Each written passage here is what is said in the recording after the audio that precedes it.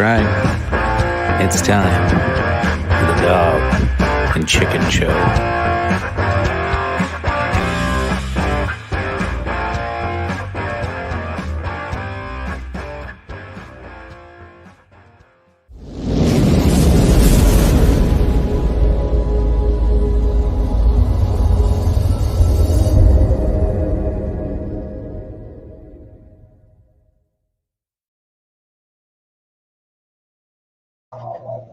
Oh, hey guys, it's me, Tony G. Guess I'm flying solo tonight. Mr. Chicken is unavailable this evening, so I am flying solo, but I am actually conjuring up the links for my compadres to jump in and join us tonight. So if you'll bear with me, we are running a little bit behind, but for the most part, it's going to be business as usual. But those of you who only tune in to see Chicken's beautiful mug, I'm sorry, you're slightly out of luck. He's unavailable tonight, so you're stuck with me, and it is what it is. You know, I don't feel that sorry for you. I feel like more Tony G is really a pretty sweet deal. So honestly, yeah, all that sympathy, that's already out the fucking door. But I'm mostly joking. Tonight, episode number 54, we are poultry free. I thought that was a pretty sweet little tagline myself. I figured we'd all be proud. But we got a drinking game, of course. I'm going to get everybody lined up here. We're going to get Phil. We're going to get Tom. We're going to have some good discussion tonight. So let's make do without our brilliant creator of the show, Chicken. But let's raise a glass to him anyway. Speaking of such, I am going to have a little bit of a treat for myself and pour myself some wonderful TX blended whiskey. Marvelous stuff. You can only really find it in Texas, and I suggest if you're in Texas and you see a bottle, or if you know somebody in Texas who can bring you one, get one. It is good stuff. If you like Crown Royal, this blows it out of the water. So, all that being said, hello, Bernie. Thank you much. Guess I'm not alone after all. Cheers. God, that's good stuff. Drinking out of my Scotch Husker glass. Speaking of them Huskers. All right, so those of us who are Midwesterners, such as myself, and those of you who are Nebraskans, such as myself, if you've been following along on Facebook at all this week, it's been a bit of a clusterfuck. And if you know what I'm talking about, it probably has to do with the entire Big Ten canceling the, well, I don't even can call it cancellation. It's more of a postponement, and I think they only did that because it allows them to go back on that if they so decide to. Maybe they can play in spring, but honestly, I'm not that hopeful. I don't see any college football this year. Those of us who are big fans of college football, I don't have a lot of hope for it. I don't see it happening. But what I'm talking about as far as the drama on Facebook goes, when the Big Ten announced that they were postponing the season, they were one of the first conferences to do so. The Pac-10 also did, but apparently nobody gives a shit about the Pac-10, including Pac-10 fan base, or I just don't know any of them. That could be too. But it was met with a lot of backlash. Obviously, the fans want their football, and that's where all this backlash stems from. They want their football. They want it now. They don't want to wait another 6 months, another 12 months. I get that. The players probably want to play a hell of a lot more than you want to watch them play. In fact, some people are talking about people transferring out and such. So there's a lot of debates going back and forth. But the big story was Scott Frost and Nebraska itself came out and said, hey, we really want to play, and maybe we'll look elsewhere. If you're not going to let us play, maybe we'll just do our own thing this year. Well, boy, that sounds good in theory, doesn't it? And everybody just, oh, that's awesome. Stick it to the Big Ten. Screw the Big Ten. We'll just leave the Big Ten. We'll go back to the Big 12. Okay, everybody, pump the brakes. I'm going to boil this down for you real fast. How this works is when you join a conference, you are agreeing to play for that conference and in that conference and against conference foes. you can't just bail on it, even if there's a pandemic going on. You can't just go play North Dakota State. You can't just go play in the Big 12 because you played there before. You can't just do whatever you want. There's a ton of legal fees. There's a ton of loops that you've got to jump through to do this. This would take months, if not a year, to set something up where, okay, fine, you can go play over here for 3 months instead this season because we're not having football. It doesn't work that way. Everybody was getting their hopes up for nothing. But what Scott Frost and the University of Nebraska did was damage control. What Scott Frost said was called coach speak. That's half of being a college football coach, is doing the coach speak, talking to the press, and saying the things that the boosters and the fans want you to say. You want to prop them up. You want to get them hyped no matter what. You want to say the right things to get them in the right frame of mind. And sometimes, yeah, it comes down to a little white lie. Nebraska, Scott Frost, the players, they all had to know that, no, they weren't going to go play in another conference. No, they weren't going to set up some independent schedule. He said that stuff to save face, not as a coward. No, because this is what coaches do. Like every coach in every FBS program, every FCS program, at every Division I, II, III, or NAIA level, this is what coaches do if they have to deal with the fans and the press. They have to say things that sound good. So today it comes back that Nebraska is committed to the Big Ten. Well, no shit. What did people actually expect this to happen? To Nebraska just up and leave because the Big Ten said, "Hey, we're not going to play football this year"? I'm sorry, you're being delusional if you honestly thought that this was going to be the tipping point. We're going to leave guaranteed, millions and millions and millions of dollars to go back to a league that really didn't care that we left in the first place. We're going to go back to the Big 12 because the Big Ten said they're not playing this year. Here's the thing. Big 10 and the Pac-10, 12 were the first two dominoes to fall in this equation. Eventually, the ACC, Big 12, and SEC are all going to cancel or postpone their season. It's not going to happen.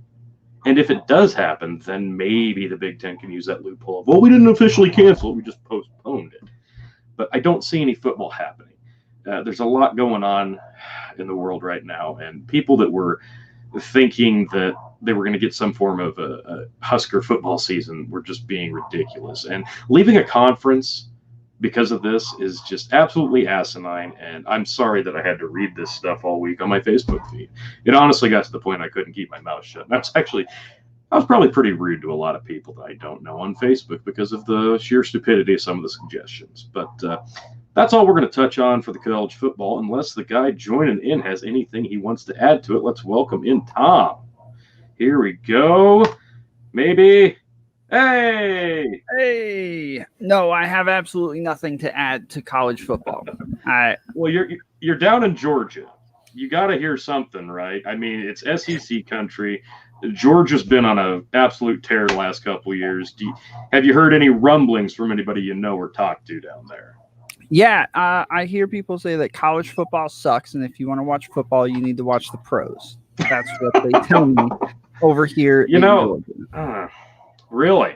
That's unfortunate. No, man. they're all Georgia fans and Georgia Tech fans and all that. So they do not say that here. Which area are you in? You in Bulldog territory or Yellow Jacket territory? Bulldog. Yellow Jacket is like a very small portion of people. Like they always tell, like, pretty much everybody is like by default a Georgia fan. The joke goes from Georgia Tech alumni. They say the one thing that Georgia Tech fans and Georgia fans have in common is that neither one of them went to Georgia. So there you go. And to be fair, that's a lot of Husker fans here in Nebraska. A lot of us did not go to UNL, but we don't have a pro football team, and not everybody wants to cheer for the Kansas City Chiefs just because they're close by. So Nebraska football took on a life of its own. Dakota, that guy saying Frost should issue a public apology for what he said is soft as fuck and should fuck off. I'll reiterate this.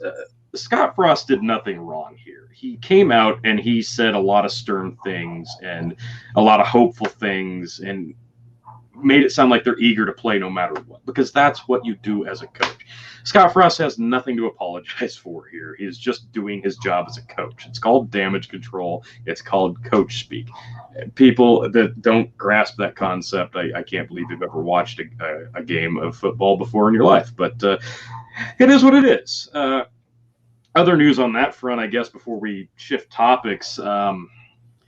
God, Nick Saban said something I didn't care because he's basically Satan. Desmond Howard of ESPN, College Game Day fame, said essentially the Big Ten should kick Nebraska out of the Big Ten because they said they wanted to play football and screw them. They can leave. Well, then Ohio State kind of said the same thing. And ain't nobody telling Ohio State to fucking leave the Big Ten. That's just not going to happen. So it's a bunch of talking heads getting clickbait. It's a bunch of fans getting mad for no good fucking reason. We've got a much likelier chance of having pro football this year because I think they can sort the logistics of that out much, much easier than they can with student athletes. It's just because that's their job. Student athletes, their job is not football because it can't be because they're not getting paid for it yet. So... and we got they should be. That's one thing I would get into is they should be getting paid to play football. They should. This is a topic we've touched on a few times, and the point that I always try to go back to is I understand why you don't pay college-age kids to play a game. Like, obviously, you're making money off of their likeness. You're making money off of their ability to play and do so. But there's a way to do it without them actually receiving the money and going all out and having agents and becoming a pro level athlete before they even leave college.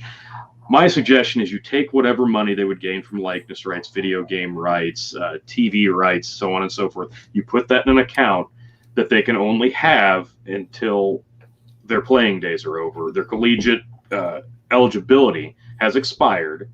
They're out. Now they can have that money that they've earned. That's always been my suggestion. I think it makes too much sense. If somebody out there has a better suggestion, tells me why I'm stupid for thinking that, I would love to hear it. So my main argument is going to be that for the most part, this is slave labor, and to tell people that they're not allowed to make money, not for playing football. I don't want them to pay them for playing football.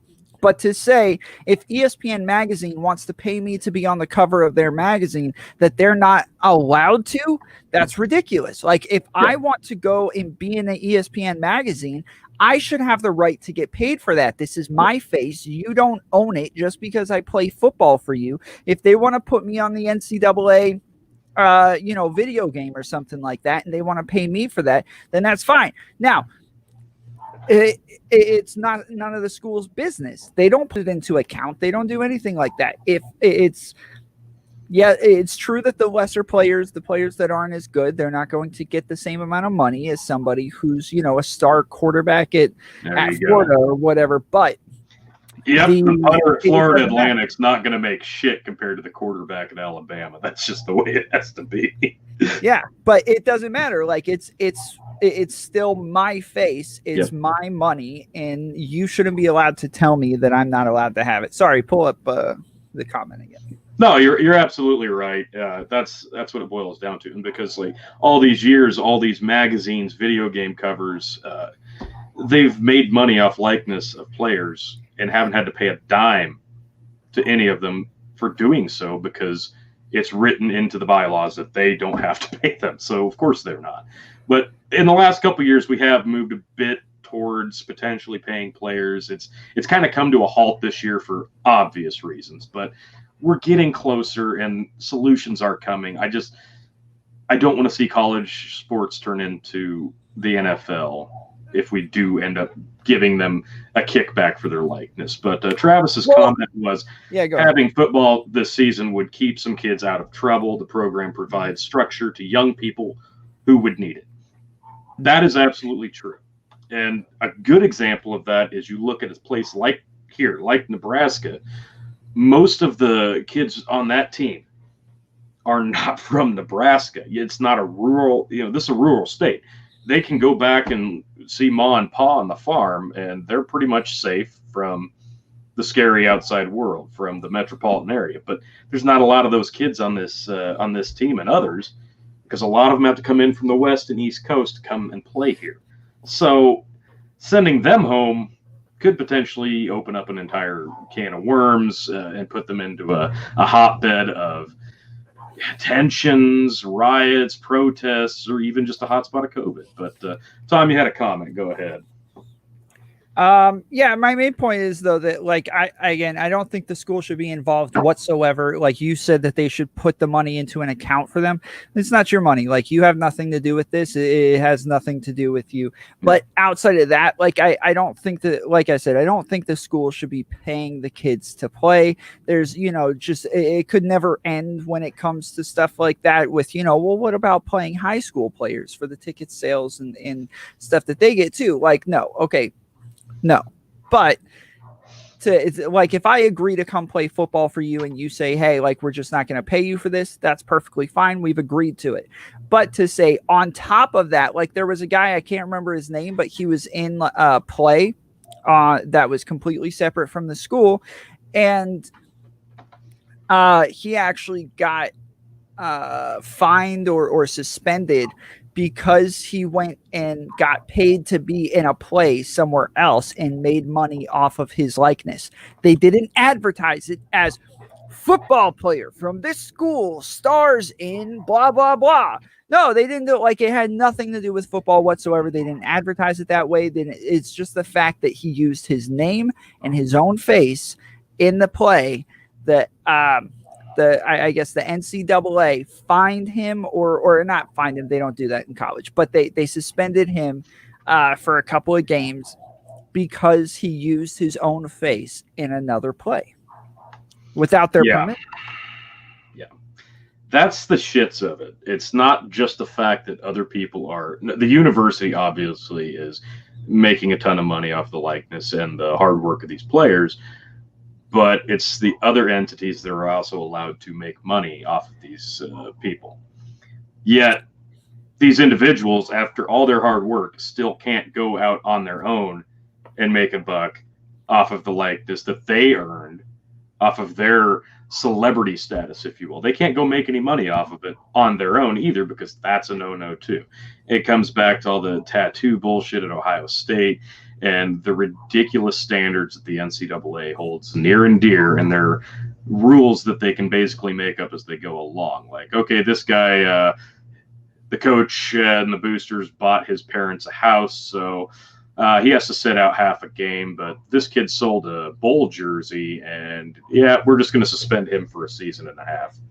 It makes no sense. The NCAA, I liken it to an appendix. It served a purpose at one time, but it's been so long ago that nobody really truly remembers what that purpose was. And it's probably time to just remove it. So today I will be joining you guys. Ooh. Hey, there you go. Good choice. So, we going straight or we mixing? Straight. I got a cup of ice over here, so. My man, I said this at the top, but if you'd like Crown Royal, and anybody can get you a bottle of this TX, delicious. It's very comparable, way smoother, way tastier. Very good. I like the packaging. It's very nice. Oh, those Crown Royal bags are awesome until you have like 50 of them, and then you don't know what the fuck to do with them. I don't think I have to worry about that. Fair enough. I know you've probably seen some. Oh, geez. Hey, Dakota, you need to respond in the comments because you're getting called a D-bag. Jeez, be more thoughtful ahead of time. Bernadette said, "Hey." Oh no, hey, Bernadette. Yep, she did. There it is. Hey, Bernadette. So I had this thing keep popping up on my Facebook feed. Obviously, not college football related, but I want to see if this is something that you've seen at all on your feed on social media. I'm not gonna pop anything up on the screen yet or dive too deep into it, but have you seen a story about a 5-year-old boy who was shot by his neighbor? Have you seen anything on this story? No, I haven't. Okay, so without me revealing too many of the details, isn't that one of those kind of stories, like, even though like right now we're at an all-time high in panic, freaking out about everything, and stories like that pretty much take front and center, why haven't you heard about that? Like, I feel like that should be pretty big news. Like, that's an awful deal, and the news usually loves to promote awful stories like that. Why aren't we hearing about that? Yeah, I mean, as somebody who does a lot of current events and just tries to talk about on my show whatever my community wants to hear, or things like that, for the most part, I look at Twitter and Facebook and see what everybody else is whining and complaining about, and then I go look into it and do as much research as possible and try to get the truth and the best side of the story, and then I go on to my show and give all of that information. But if nobody is talking about this stuff at all on my feed, then I'm not going to know anything about it. I don't watch, Fox or CNN or, anything like that. Freaking crap, dude. I can't get this plastic off this. Yeah, that's the other thing about Crown Royal. It's not a cork. Sorry. Oh, I can just twist it off. Yeah, okay, never mind. Just twist it off, and then you peel the plastic off. That's the way to go. So, I debated even bringing this up, and it is a really just awful. Obviously, all the details aren't out, but the main detail here is a 5-year-old boy got shot in his front yard while playing with his sisters. I'll pull it up here. And there's a lot of stuff that's going under the radar, just because with coronavirus, with protests, with riots, with all sorts of stuff. Somebody came onto my show a couple months ago. It was actually a really big guy. His name's Josh Baczynski. He's done TED Talks and all sorts of other things, and he's got a massive following. And he came on to my podcast, and I think it's episode 16. But they one of the things he said when he first got on is he's like, yeah, I know. And these protests, everybody's forgotten about global warming. And I was like, what? They've forgotten about global warming? Nobody forgot about global warming. Like, we have like imminent bigger problems right here, right now. Like, what do you mean we forgot about it? Nobody forgot about it. Well, the people that want to freak out about global warming on a daily basis, they're putting it on the back burner. We're going to come back to that. Don't worry. It's still there. Like, we've still got the low setting on the burner on. It'll pop up. Don't worry. We'll get back to it. Absolutely. So the reason I bring this story up is because the first 5 or 6 times this story popped up on my news feed, it was not because I'm super sad about this. It was made into a clickbait meme. It was this kid, his face, the explanation of what happened, and then next to him was a picture of the shooter. And the caption basically said, if the roles were reversed, this would be all the news was talking about, because the shooter is a black man. So the instigation here is that had the boy been black and the shooter been white, the news would have been all over this. Mm-hmm. Partly true, and that's fair. But it triggered me, because I have a son about to turn 5. And that it set me off yeah, maybe they would be talking about it more. This is bullshit. But then I thought about it, and I'm like, this is basically just the internet social media community trying to get a rise out of people. And I don't want to do that, because at the end of the day, this kid still unjustly was just murdered in cold blood in front of his family. And I take race out of it. I don't care about race right now when it comes to this. I don't think this should be used as a political chess piece. I don't think this needs to be used as some sort of stupid way to get your pro-white or pro-Black Lives Matter point across. I don't think that's anywhere near fair to this boy's memory or his family or anybody who might even come across this stuff on Facebook. And I always try to remember that stuff. But yeah, like I said, this one did kind of hit home, because I have a kid about that same age. And people need to take a step back sometimes and really think about the situation as a whole, and not think about it from a race riot situation or a political situation, because it's still just an awful, awful thing that's happened. I'll go ahead and let you say something. I got to jump Phil on here. Yeah. What's up, Bill? Well.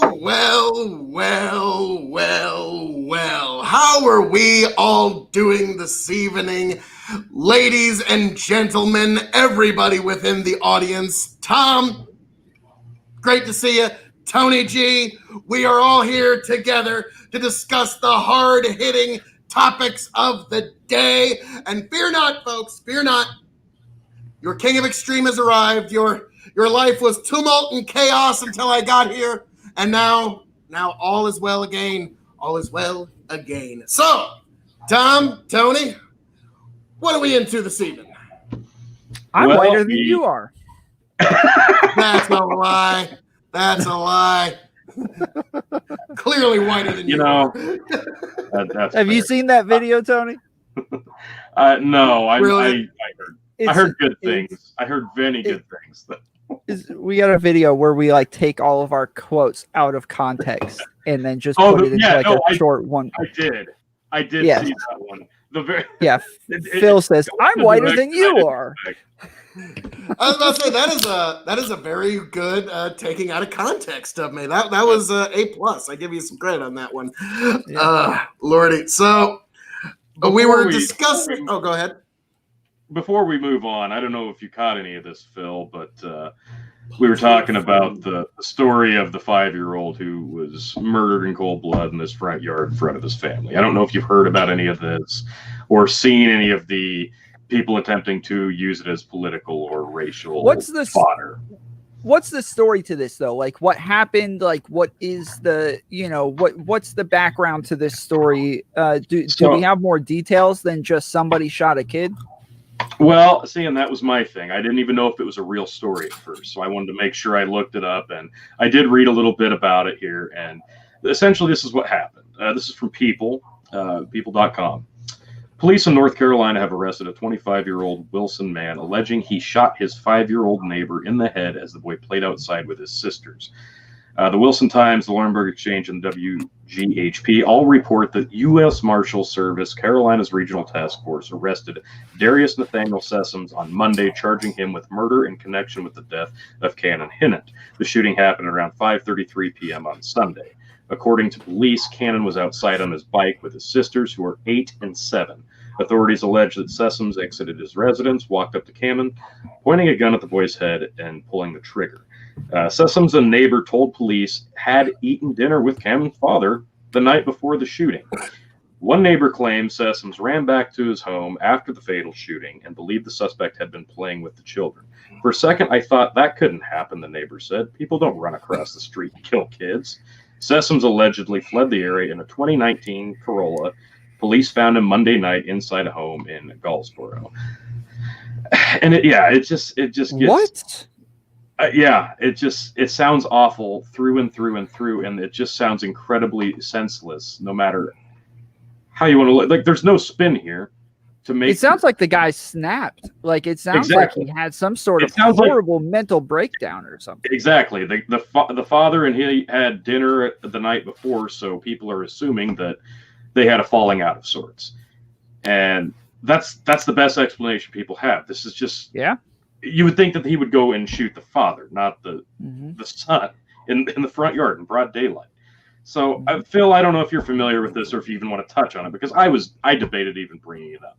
But what pissed me off was the politicizing of it and the just the people making it about something else. Because if something like this happened to somebody I know, the last damn thing I would want to happen would to see that kid's picture connected to the assailant and having it be used as some racial tension fodder. That's what pissed me off the most about it. This is one of those, like, and I think you're perfectly right to wonder, like, do you even bring, like, God, it's just one of those stories that it's a modern day Othello. It is just a tragedy no matter which way you want to look at it. From any perspective, from any view, this story is a tragedy. And it's And yeah, it's one of those.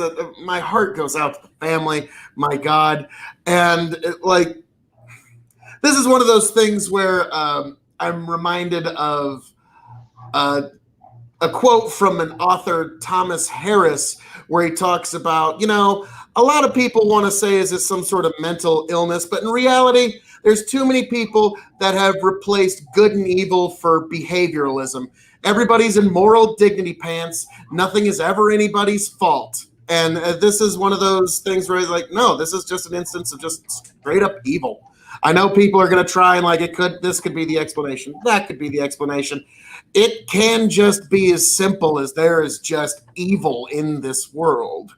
And this is one of those unfortunate and constant reminders of it.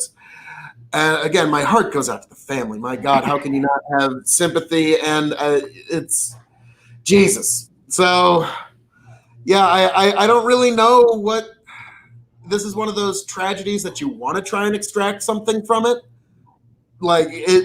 Hopefully there's some greater lesson here, but it's just life is tragic at times, folks. And so, well, raise my glass to everybody that's having to suffer through that. If you're anywhere even close to the orbit of anything happening in that little boy's life, I raise my glass to you. So, yeah, indeed. Moving on to, my God, just about anything, T. We are having a poultry-free evening. No poultry this evening? Yeah, no, we are poultry-free this evening. Yeah. I'm sorry. No chicky bang bang. Oh, nice. Tony's kids interrupted too. Tom's gone. Tony's gone. Folks, welcome one and all to the Phil KOE show here on the Dog and Chicken Network. Here where you can get all of your KOE content exclusively. Just exclusively. Brendan Roy, if only we had better gun control. Nay, sir. The Second Amendment applies to all people. Basically any person in the age of majority.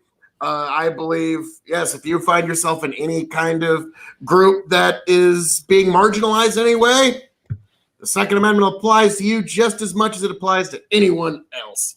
But yes, Tony, his kids interrupted him for a second, Tom, which welcome back, Tom. And so for a short while, the people of the Dog and Chicken Show were getting the pure, unadulterated joy that is Phil KOE on the screen. My God. And yes, it's okay. Go a little bit longer for you just so you can get that vape hit in there. But yes, it's okay. It's okay. I'm here to save the day, everybody. You don't have to sit with just Phil. I'm back. It's okay. Words. But when do you and I ever disagree on anything? Elizabeth Flint says, I kind of figured Brendan Roy, but come on. Are you ever going to expect me to pass up a chance to give a moment to talk about how important the Second Amendment is? Come on. I mean, have you watched me for even 5 minutes? I'm sorry. That's kind of part of the gig when you come in here. But Elizabeth Flint, it has nothing to do with gun control. Guns don't. Well, you got a good point there, Elizabeth. But yeah, come on now. So, Tony, is all well in Castle G? Everything's always well. I mean, it's not really bad. No, but that was the initial interruption, so we had to get that out of the way. We all have. I can hear your dog barking. Oh yeah.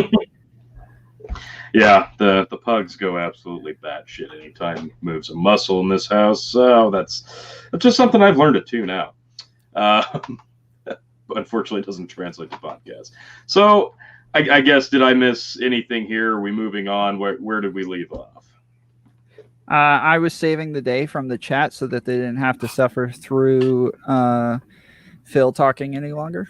That is where you're so wrong, sir. And also to all of the KOE Nation and to everybody at Dog and Chicken Show, I just want to introduce to the world Churro the Destroyer, the world's smallest farm dog. He's Say hello. Believe it or not, this little guy's come with me to the farm every day for a couple of years now. He's fine. He knows to not get under the tires. He's a pretty smart little farm dog. And yes, I do believe that might be the world's smallest farm dog. And he don't bark none, not once during the whole podcast. He's no trouble. But so I just thought for a moment I would introduce the world's smallest farm dog and also shamelessly shill myself out to the dog people of the world. I just thought that would be a good little segue to our next topic du jour this evening. Tony G, what do we got for this Poultry Free episode 54? Yeah, that is correct. All right. So I guess we've got a couple of things we can touch on, but obviously we probably just need to jump right into it. And this week's a pretty big week in politics. I think you know what I'm talking about, Phil. What was the big announcement this week? Let me just a moment here. Let me just take a bow here for one of the greatest predictions ever. Not only did I called it a year and a half ago that Kamala Harris was going to be on the ticket. Yes. And everybody, hang on. Let me get this in. Okay. Everybody that's even considering voting for Joe Biden does so with the full knowledge that Kamala Harris is eventually going to take over. Joe Biden has said from his own mouth he is a one-term president. So if you're voting for Kamala Harris or for Joe Biden, it is in essence a vote for Kamala Harris. And so I'm sorry, the idea that I was able to call a year and a half ago Kamala Harris was going to be the fucking power that be here in the Democratic Party. I'm sorry. Now maybe you might want to go on the technicalities, but no. This is pretty damn good here. Kamala Harris is going to be the power that be, the Dick Cheney, if you will, to Joe Biden, because everybody that's planning on voting for him, that there's not one person that's voting for him that doesn't have the idea that everybody even said Joe Biden's VP pick is very important because shit, he ain't gonna make it through, and we all kind of know we can't allow his rotten brain that's rotting from the inside to have the actual levers of power in his hands. So we better have a pretty damn good VP on the secondary. So this is what we got. There's a lot of problems with her, and we will get into that very soon. But Tom, what's your take on Kamala Harris, VP? Candidate. I don't think it's fair to say that just because he's got problems and we can all see it, that necessarily his VP pick is a vote for the VP. I mean, your exact words were because he said that he's a one-term president, that now means that voting for Joe Biden is a vote for Kamala Harris, which I don't see how those two things even connect. But I do think that it's very unlikely that he'll make it through through 4 years, let alone 2. And I don't think that him and his team are planning for it that way. I mean, truly, if I think that they felt that way, he wouldn't have run and he would have backed another candidate. But instead, he continued to run. And that is the biggest problem with this entire race, is the fact that somehow Joe Biden has people behind him that are helping him with this race, like his wife and his family and his press people and all that. Like somehow there are people behind him who think it's okay to keep pushing him out there and say, no, yeah, go talk some more. Hey, go keep running for president. Yeah, no, you're mentally stable. Keep doing this stuff. It's okay. Somehow there are people acting as if this is all okay. This is all normal. Those people truly do not have a moral bone in their bodies. Like that is the saddest part about this entire election, is somehow Joe Biden doesn't have a single person around him that loves him, that can tell him the truth, that dude, you are not stable enough to be doing this crap. You need to go take a seat for a while. Hear, hear. There is an aspect of this campaign that almost feels like elder abuse. Like it's now, unfortunately, Tom, the reason that Joe is being basically paraded around like a circus bear at this point is, and just led by his handlers. And before I get to that, I need to address this. He has a pet that can hold a dog in his arms. It's complete. Phil is now an evil villain. Oh, that's too. That is like. I'm sorry, Brandon Roy. You're only encouraging me. I'm sorry, but so moving on. Unfortunately, the reason that Joe is getting trotted out and the reason that he's having to do this is look at the primary results in South Carolina. Do you think Pete Buttigieg was going to get the black vote out? Do you think Amy Klobuchar was going to do that? No. I think they're more worried about stopping Bernie than they are stopping Pete or even That's winning. Is just stopping Bernie. You know, funny, when we were going back and forth about Texas the other day, we brought up, and Donald Trump actually did in the 2020 Texas primary win more votes than Joe Biden. And the Republicans didn't have to do that. They just came out as a showing of solidarity. Now, Joe Biden and Bernie's votes together, that's actually pretty close to what Trump had.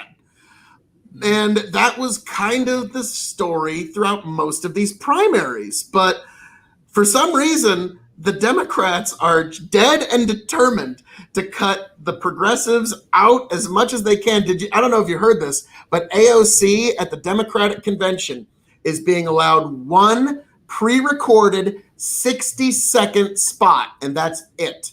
That's all she's getting. And if I were her, I would politely decline. Pete Buttigieg, Elizabeth Warren, they're getting like 10, 15-minute long live speeches. So this is something, it was a theory I put together in 2012, and thus far it's held up. The party that has to cheat in one way or another to get the candidate they want across the finish line to the ticket is the party that's going to lose that presidential election. In 2012, there was enough tomfoolery to the point where you could say, actually, the Republican GOP changed the rules during the convention to exclude Ron Paul. And they had to cheat to push Mitt across the line. In 2016, it's Bernie got done fucking dirty. There ain't no way you can look at it any other way than Bernie got done dirty. And so they had to cheat to push Hillary across the line. And here in 2020, we have Biden and Harris. I'm sorry, the Bernie wing got fucked over again. Then I'm just going to use the plainest language possible. And I don't think the Bernie people are going to come out in big numbers to vote for Joe Biden because okay, I can stand in line for hours and risk COVID and be out in the weather and spend my day to go vote for Joe Biden. Hooray. Or I can just stay home, not give them my vote, and the Democrats can learn the lesson that they need to, that going with the electable one isn't the way to go. So that's my take on it, anyhow. So, is that all? Is that I got all? more. I got more. Oh. Yeah, him and I could go back and forth for a while longer. If you want to just take your square off the screen real quick, let's let Tony get a word in edgewise here, guys. All right. Go ahead, Tony. I don't have a lot to add in edgewise as far as Kamala Harris goes. The one thing I wanted to preface, let me reach back about 20 minutes ago when Phil said he was the greatest predictor of all political predicting. A year and a half ago, he predicted Kamala Harris. Phil's exact prediction, Kamala Harris was going to be the DNC pick, was going to be the Democratic candidate. That was what he said. Then he took that back when the caucuses started showcasing that, we don't care about the caucuses. We're just going to shoehorn Joe Biden in. And then he said, I think it's going to be Kamala Harris. So I just wanted to amend that. Yes, you did call Kamala Harris because she was your front runner anyway. So you just kind of shoehorn her into your pick. But I digress. Now, and Tony, my counter to this is if you look at the glowing press coverage of Kamala Harris, the convention ain't happened yet. I could still actually be proven ultimately correct. The DNC has shown that they really don't give a shit what the populist voters think. They're going to do what they think is best. Are you kidding me? You honestly think that they're going to change at this stage of the game? Like the fact that they even gave it to Joe Biden to begin with is a. They announced the VP. They announced the VP 80 days out of the election. They're trying to hold off as long as they can anything that they can. So okay, then why the fuck did they pick Joe Biden in the first place? I don't get it. Yeah, because he appeals to the black vote in South Carolina. Because he appeals to the key Democratic demographics, the key voting bases that they need. Are now you appeal to all that black vote, because if you don't vote for him, you're not black, according to Joe Biden. That was a disaster piece of a quote that regardless of where his political career goes from here, that one you can bring up forever just because it's comedy. But now if you're talking about criminal justice, Kamala's got some problems in that particular area. So I don't know if she's going to appeal to the black vote nearly as much, considering the fact that, she locked up so many poor minorities throughout her district that, I don't know if you can really make the arguments that they're going to try to make for her. And she's, in terms of her criminal justice record, it's a disaster in terms of anybody that values civil liberties, due process, justice of any kind. She actually withheld evidence that would have proven the innocence of someone on death row, and she knew this evidence existed. She was aware that this person was innocent, and she kept him in prison for 18 fucking years. That is not just wrong. That's not just an abuse of power. That is evil in one of its purest forms that you can see in a modern codified way in the Western world. I'm sorry, that is a scandal, and that is an outrage. And I don't need a seconder. My own opinion is enough for me. That's fine. No, you're not wrong. I don't know. It just doesn't surprise. I've heard you tell that story before. I guess it doesn't shock me because it's a bunch of career politicians doing bad things. It doesn't shock me. But I want to go back a second to what Tom said like an hour and a half ago about this not being a pick for Kamala Harris if you vote for Joe Biden. And I'll go on the record and say, because I don't care. I've been saying this for probably a year. If you want to talk predictions, Phil, how far back is it that I've been saying you'll get 2 years out of Joe Biden? Now even he is saying you'll only get 4 years out of me. I don't even think you're going to get 4 years out of this fucking guy. I don't know if he's going to keel over in office or if they just remove him because of mental instability. But you'll get, 2 years.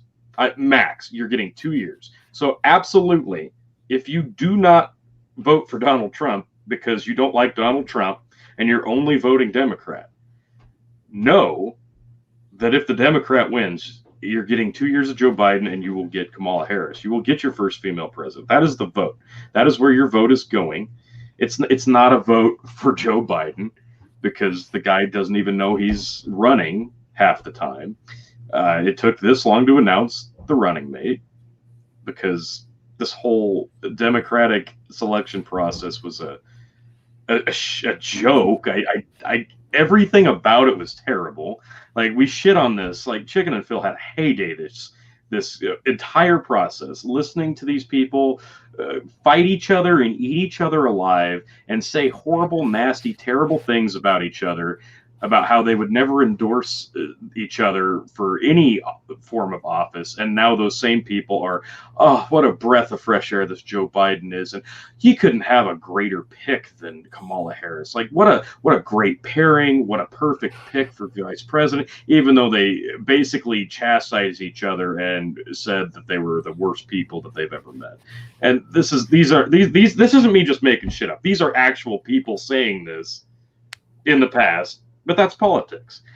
I don't care who he picked. I don't give two shits. about Kamala Harris. I have not been following her. I have not been following him. I don't care because Joe Biden isn't going to win. I don't see it happening. I still don't see it happening. I think it's going to be a little closer now than I did before, but he's not going to win. And if he did somehow pull a win out of his ass, 2 years, 2022, Kamala Harris will be sworn in as your first female president. That's just the way it is. If you vote for Joe Biden, you're getting him for 2 years. I'm planting my flag in that 110%. I don't care. Put me on the record. Go ahead, Tom. So a liberal would disagree with you, not me, but a liberal would disagree with you. No. Would disagree with you and say that the reason that they don't think that that's the case is because Joe Biden's been making these sorts of gaffes since he was first picked as Obama's VP. And the only reason it's more apparent to us now is because he just happens to be doing more speeches and has more appearances on camera than he ever did before. But even in the very few short amount of appearances that he had before with Obama or while he was Obama's VP, the entire time he was still having gaffes all the time. And so this is just Joe Biden. It's not a person degrading mentally, but it's a person who is who's just been this way forever. I can appreciate the logic behind that, but to me that just it feels like a reach. You're defending gaffes because, well, these gaffes aren't new. They've been gaffes forever. So you've just gotta forgive the guy. I can't.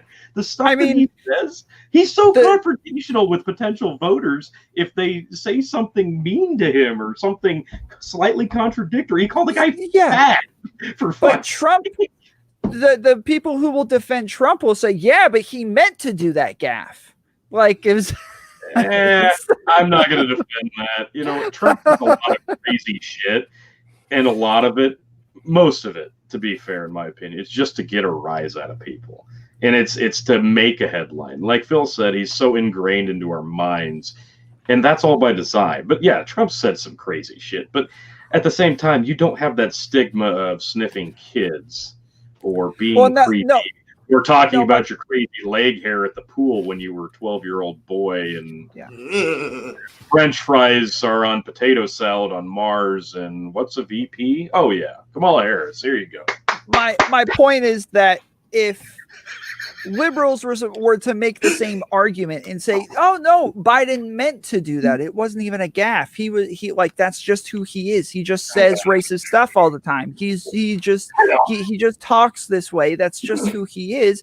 Like, you know, they'd be like, "Oh, you conservatives are just too sensitive and keep calling him racist for, you know, you'll call anybody racist." Like they can turn around and make all the same arguments. Oh no, he doesn't know about the Biden tape that just dropped today, does he? Well, that was where I was going to go next. Phil sent and hey, let me preface this. I'm not going to play it. I'm not going to show it. I don't need to. I can explain it without making it shown. In 1985, there was a video of Joe Biden in front of, I believe, Congress or something along those lines, reading quotations of something. And then he proceeds to drop the N-bomb in 10 seconds, back to back. This is 1985. 1985 was a completely different time. You could get away with that in 1985. It was a pretty long time ago now. But Phil's argument was immediately, imagine the backlash if this were Trump saying this. And then I clicked on the video and I read all the comments. And you know what all the comments said? Imagine if Trump said this. Imagine if Trump said this. Imagine if this was Trump. Imagine if Trump couldn't get away with it. Here's the thing.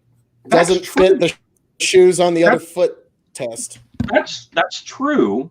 Had Trump said this in front of Congress, just reading quotations, a statement back, yes, he would absolutely be lynched by the media over it. But that's not the point. My immediate reaction to it was, I don't care. I don't care. And that would have been my reaction if it was Donald Trump. I don't care. because it's a political chess piece move. It's somebody digging up something from the past that apparently the past is bad if you're red.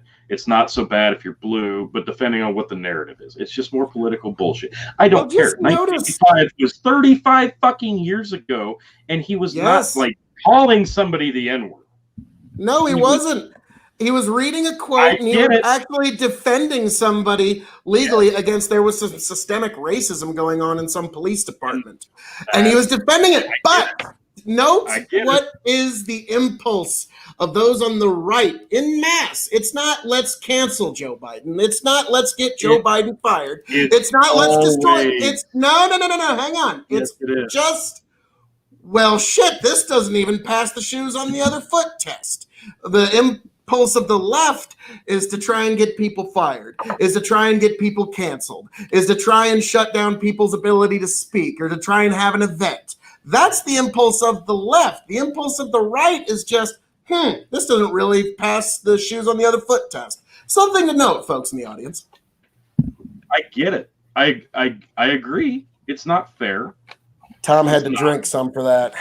It's not fair, because what's fair for one should be fair for the other, and vice versa, right? But that's not how it works, because we know how politics work. We know how the media works. It favors one against the other, depending on who the sitting president is, depending on what kind of an election year it is, blah, blah, blah, blah, blah, blah, fucking blah.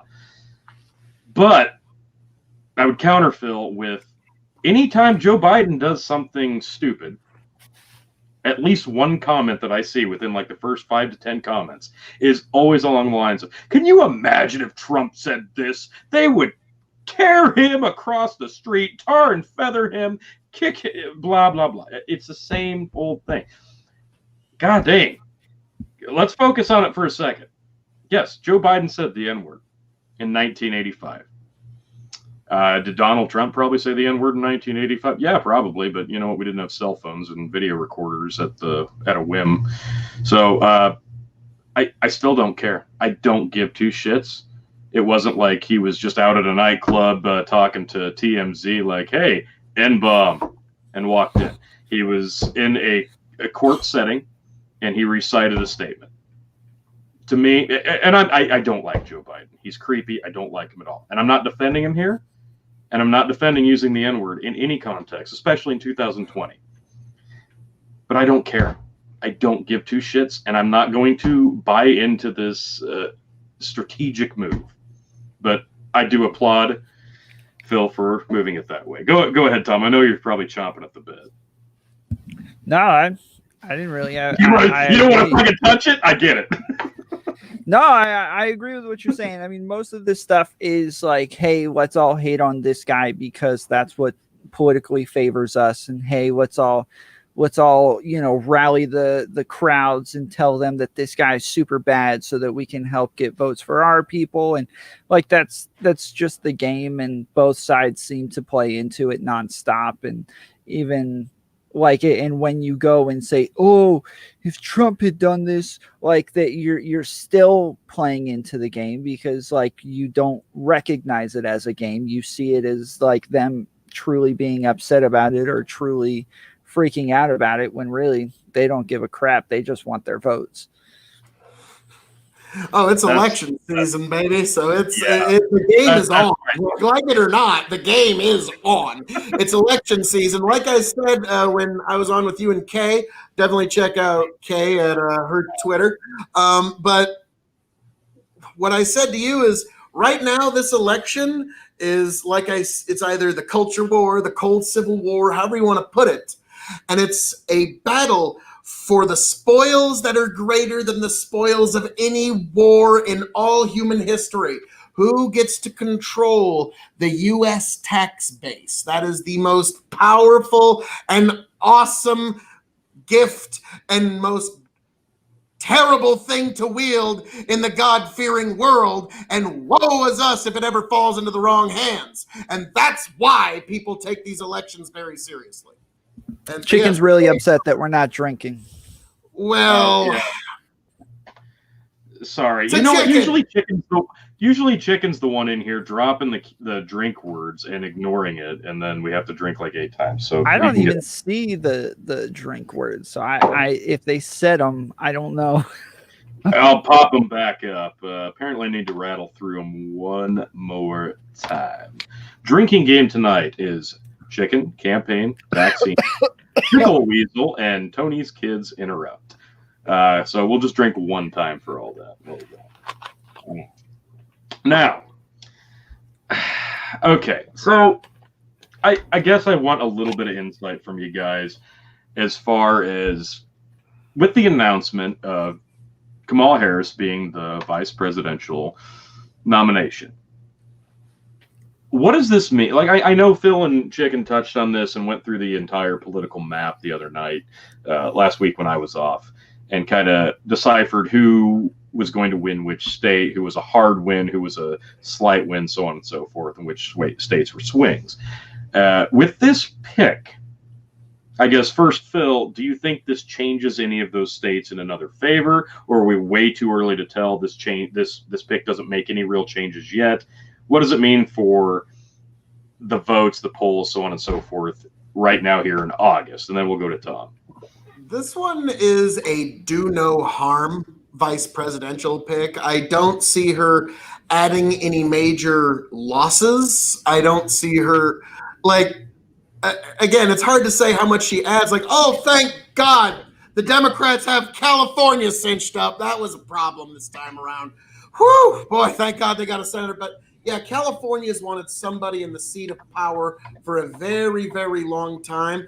Honestly, the two political factions could never get along and they could never reconcile. But you know, somebody like Bernie would have actually probably moved some votes in the Rust Belt if he was the VP pick. Like that would have worried me. Actually, I would have been honestly a bit worried if Bernie was honestly on the ticket, or somebody to that effect. But Kamala Harris, I see her as effective defensive line to just make sure you don't lose votes. You cinch up the essential Democratic voting bases. And there's some candidates that could have done some damage. Like I see Elizabeth Warren as just being a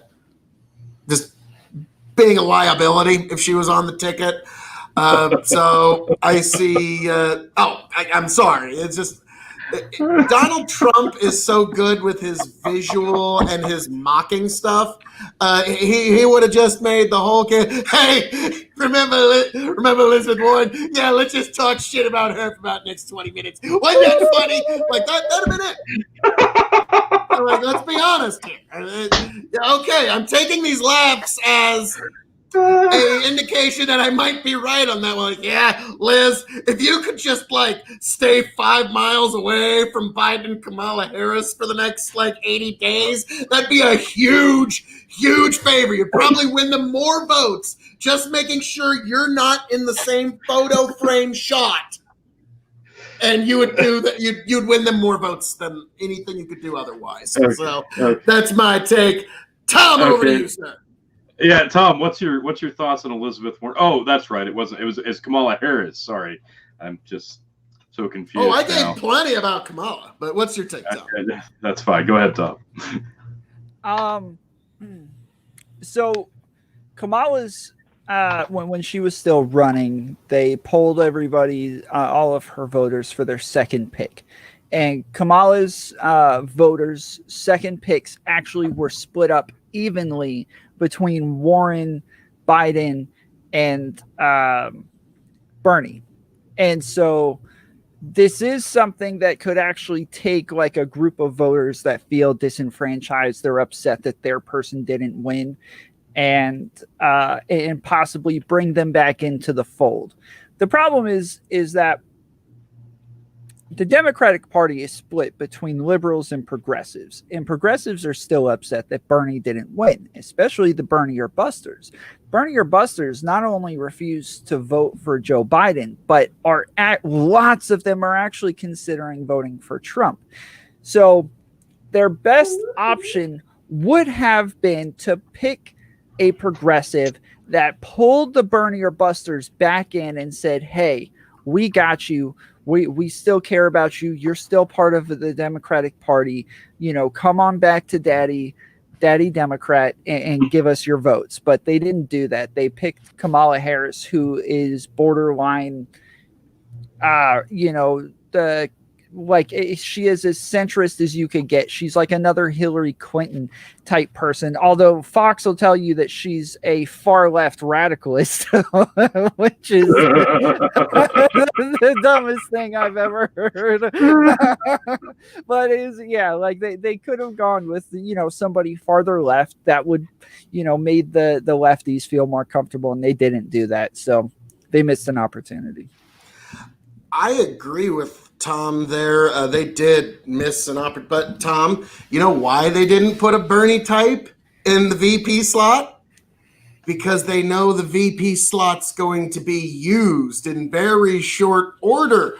Kind of like the argument I'm making that, a vote for Biden's a vote for Kamala Harris to eventually take the reins of power.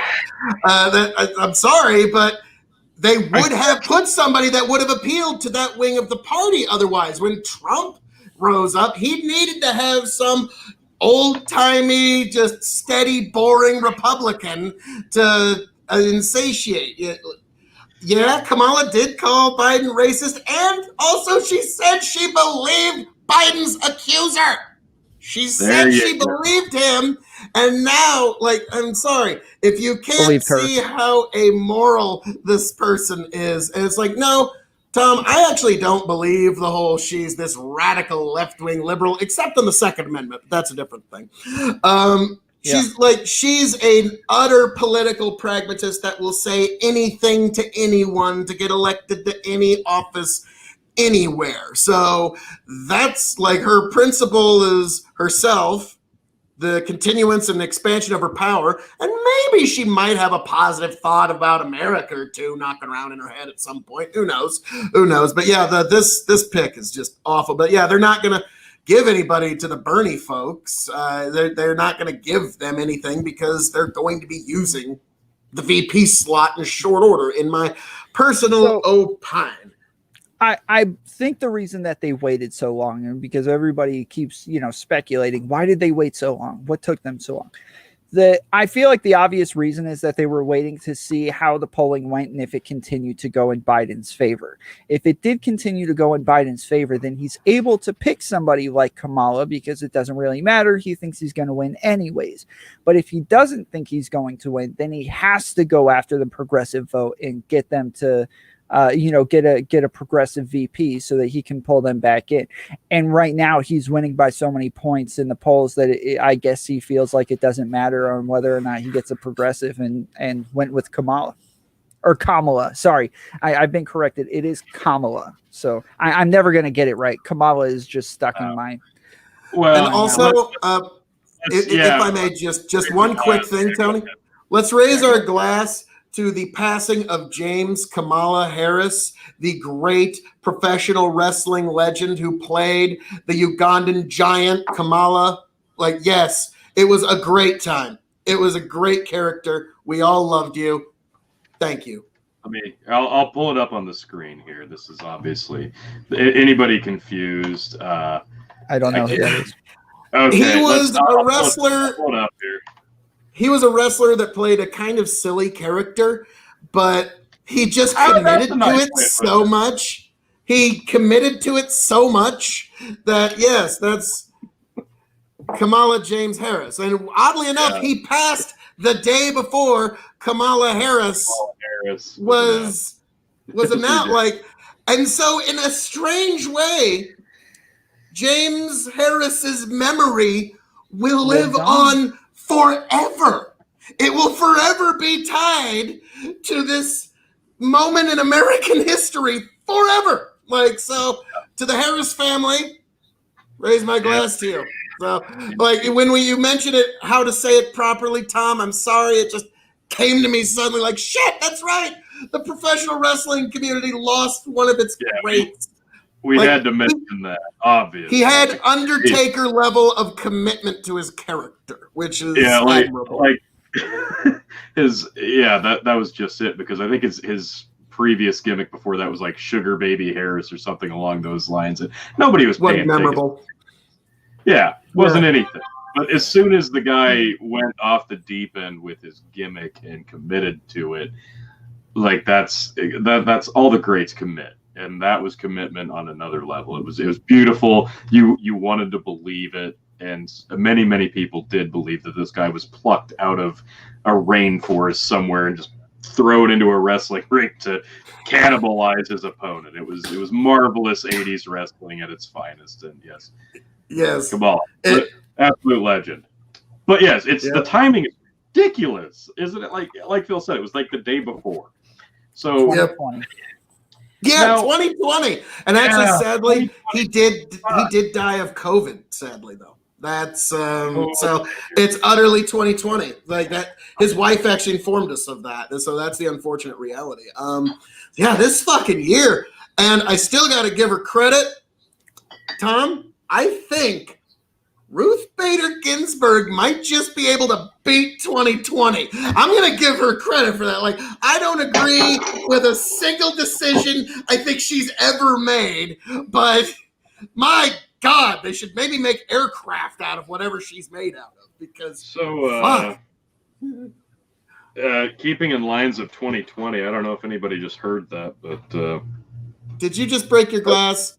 Rest in peace, my glass that just shattered. I literally just grabbed a bottle off the shelf and turned back and smashed right through my glass. I got a spare for you. Well, thanks, man. But it'll take a minute to get there. Atlanta, yeah. In where the theme of Nebraska's football season this year, it's shattered. There it is. God damn. Oh, that's brutal. Brutal. Well, insert team here. What is a pickle weasel? That was one. All right, so trouser snake. So, I've got to. All right, I got to figure out something else to drink out. But yes, pickle weasel. Somebody asked us to the top. I was going to pop it up, and it's just one of those random words I've just found fascinating for a long time. And if you ever have yourself in some awkward silence in a social setting, just whip out the pickle weasel, and people are going to freak out because like this dude's fucking weird, right? But no, it's a That 70s Show reference, and yes, I absolutely, Phil is pointing at me because he knows I like being the awkward guy during moments of silence. Phil, if you remember it off the top of your head, I would love you to recite it now. Do you remember what you would tell people the perfect way to walk into a party is with somebody else? You walk in, it gets quiet, people look over to see who's coming in, and you would say this is the best way to enter a social setting where nobody you know is there. Everybody there is somebody you don't know. You just walk in and you say this. Do you remember what it was? You don't? Two things I do not remember, and I am afraid to hear what this piece of wisdom was. Phil's suggestion, if you ever find yourself walking into a party that you don't know anybody, you walk in with somebody. You walk in with somebody, and as you walk in, you make sure everybody can hear you. And you say, and it was at that moment that I saw my totally naked, totally shaven, totally oiled up body on the Husker Vision Memorial Stadium Visiontron, that I realized I need to give back to society instead of taking away from it. You know, I do recall that. Yes. It's like, when I saw that, my glistening, fully shaved body, I realized I need to start giving back to society, not taking away. So, yes. Tony and I were kind of tag team partners in trying to break weird, awkward silences with the strangest things you could ever fucking imagine. But back on topic, Tom. So, on to you. Are we still on topic? Yeah, go ahead. I think there's one somewhere. As I clean up my glass. What's the topic? Pickle weasels. I remember them when I was a kid. Well, if we can move on to a different topic, Tony, this is one that I think is just too damn funny. I don't know if you've... Mount Rushmore? before we move on, let's throw out some final thoughts on this Kamala Harris thing. Boo. My yeah, boo, whatever. I don't give a shit. It is what it is. I didn't care who he picked. I just wanted him to fucking pick someone. I just wanted to get this the fuck over with because I felt like the longer we strung this along, the longer it was going to take to really help some of these people who are on the fence, truly on the fence, decide who they were going to vote for. So I'd rather get this out there early so people can really make up their mind and then actually judge them individually. You want all the facts, you want all the information before you make a pick if you truly are on the fence. Because believe it or not, those people do exist out there somewhere in this country. Now, they do. Believe it or not. I know, it's crazy. But I didn't care who he picked. I thought he should have picked Tulsi Gabbard. If you're going to go with a chick, if you're going to go with a woman, just because you want that girl, that's your pick, right? Just because it has to be a girl, right? That was what Phil said. The Democrats are going to pick a girl. That was your prediction, right? They're going to pick a girl. Well, I thought Tulsi was a way better pick. Why? I'm basing it solely off of her experience on the Joe Rogan podcast. I liked what she said there. I thought she was well-spoken, and I liked some of her ideas. That's enough for me. If I can listen to you, I think you're well-spoken, I think you mean what you say, and I think I like a few of your ideas, that's good enough for me. Because all politicians are full of shit. Everything they say is self-interest, even if they make it sound like they're working for you.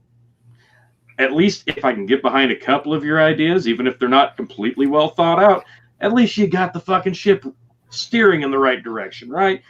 I need something I can go off of, not just me looking at you and going, yeah, I don't believe a fucking word you say. If you're gonna pick a candidate based solely off of one criteria, it's a woman. I would have picked Tulsi. Why? Because I think people are going to vote Republican this year. And I think she was the most Republican vice president you could have picked out of the Democrats. And this was a massive missed opportunity on the Democrats' part. Go ahead. Yeah, I Tulsi was my number one pick. I like out of everybody, she was my number one pick, mainly because I'm not fully on the Trump bandwagon, and I think that if there was somebody on the Democratic side that I could fully support, that I could get behind and say, yes, I like this person, I like what they're saying, Tulsi was that person. The problem is that when she was in the DNC and she was a rising star and she was supposed to be, this up and coming, greatness in the future, she burned some bridges. Yes, she backed Bernie instead of Hillary Clinton, and yes, got raked over the coals for it. So there was no way in the world she was going to get a pick from a DNC hack like Biden. Yeah, there you have it. And that's the Democrats being personal and not it's so blatant that they're just taking things personally and not looking towards what could potentially be and seeing somebody future tense. That's them just holding a grudge. Because I think she would have been a better future potential candidate or VP pick than the rest of them. But they like to hold grudges until they can't hold grudges. I'll try to find the Twitter thing. You guys mentioned it, like you said. Kamala Harris, like the Metal Ham here said in the comments, called Biden a racist. And then, Phil, you mentioned the fact that she said she believed his accusers. But now they're buddy-buddy. They're VP and presidential candidate pick, and it doesn't matter.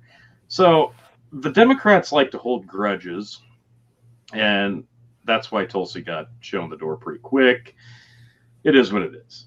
Will she really be a name as far as the Democratic side goes in the future? I doubt it because, yeah, like you said, she burned the bridge you don't burn. So, yeah, it was never going to be her, unfortunately. Well, and then Hillary called her a Russian. Everybody's a Russian troll. Yeah, I'm a Russian troll. at least. But now it suddenly occurred to me, Tony, that when you were talking about when Tulsi went on the Joe Rogan Experience, Andrew Yang has been on the Joe Rogan Experience. Bernie Sanders has been on the Joe Rogan Experience. In 2024, the Joe Rogan Experience is going to be a major primary stop for people running for president. Like, It already is. like, so that, hell, guys, if we build up our shit, like even if we get like 2 more subscribers, we can probably get like the dude from California who wanted to take everybody's guns, and like there was a couple of guys who, like the Fringe can. Oh, we could get Marianne Williamson on. Marianne Williamson, baby, she was my favorite. She was fucking 1,000 miles out of her goddamn mind, and I loved her. I wanted her on every debate because she was just fucking awesome. And she was the one that, believe it or not, she was the one feeling the waters for an Oprah run. She's a friend of Oprah, and she's just kind of testing the waters to have somebody out there. Dude, I was afraid Biden was going to announce Oprah. And it's like, it's done. It's done. Biden's going to be president. I'm putting my money on it. But no, went with Kamala Harris. So, for a minute, I was almost worried there for a second. All right. Tulsi wants to end some of the wars. Just some of them. Not all of them. Let's not be crazy. Brendan Roy says in the comments, Tulsi wants to end some of the wars. It's great. But only thing that makes her different, she got shown the door because she wants to end wars. Don't fuck with the war machine. And you know what? It's true. Like, he's right. And that was part of it. And it's funny because what is your counter, sir? Tom's shaking his head no. I'm wondering what the counter is. I think so. I think that's absolutely part of it, and it's weird because that used to be the thing that the Democrats were all for, was ending war. But now we've kind of shape-shifted and swapped policies and what we like and don't like on either side of the aisle. It's weird, but I wanted to throw that one in there for Brendan Roy, and obviously I dropped the link for his podcast ads worldwide. There's the link in the comments. Check him out. Chicken's a big fan. I have yet to listen. I need to, and I have caught up on most of my podcasts for the week. We've talked with him. He's a pretty cool. Tom and I have talked to him. He's actually a really cool cat. So check out Brendan Roy. I'll vouch for him. Pretty cool cat, and he's up in New Hampshire. So we'll definitely be asking your input on election night, sir, because we don't have nobody else in New Hampshire. So Tom, I know you're chomping at the bit, Tom. So, yes, it's true that going against wars is not something that Democrats like right now. Even though Obama was fully backed, and wanted to pull all the troops out of every direction, he never did it. But I think that other things that made Tulsi different. Yeah, definitely. But other things that made Tulsi different, and maybe the most attractive thing about her, not just how attractive she is, but the most attractive thing about her policies was the fact that she had a very unifying message, and she would go on Fox and she would go on CNN and she'd go on MSNBC, and no matter where she wasn't there to crap on everybody else. She was there to give a unifying message and say, hey, we can all come back together. We can all, be good buddies again. But outside of that, she was kicked out for backing Bernie instead of Hillary. Hillary was the golden cow. That they had everything on her, and they thought there was no way in the world Hillary would win. And then when they saw more and more Democrats starting to back Bernie, they eventually blamed all of those Democrats for Hillary losing and saying it's your fault that Trump's now president because you backed Bernie. So they've all continued to get raked over the coals. All of the Democrats that backed Bernie, they've all continued to get raked over the coals since then because they are blamed for Trump winning. I've said this many a time. I'm sorry to cut you off, Bill, but that just sounds and screams to me like one more in the chamber.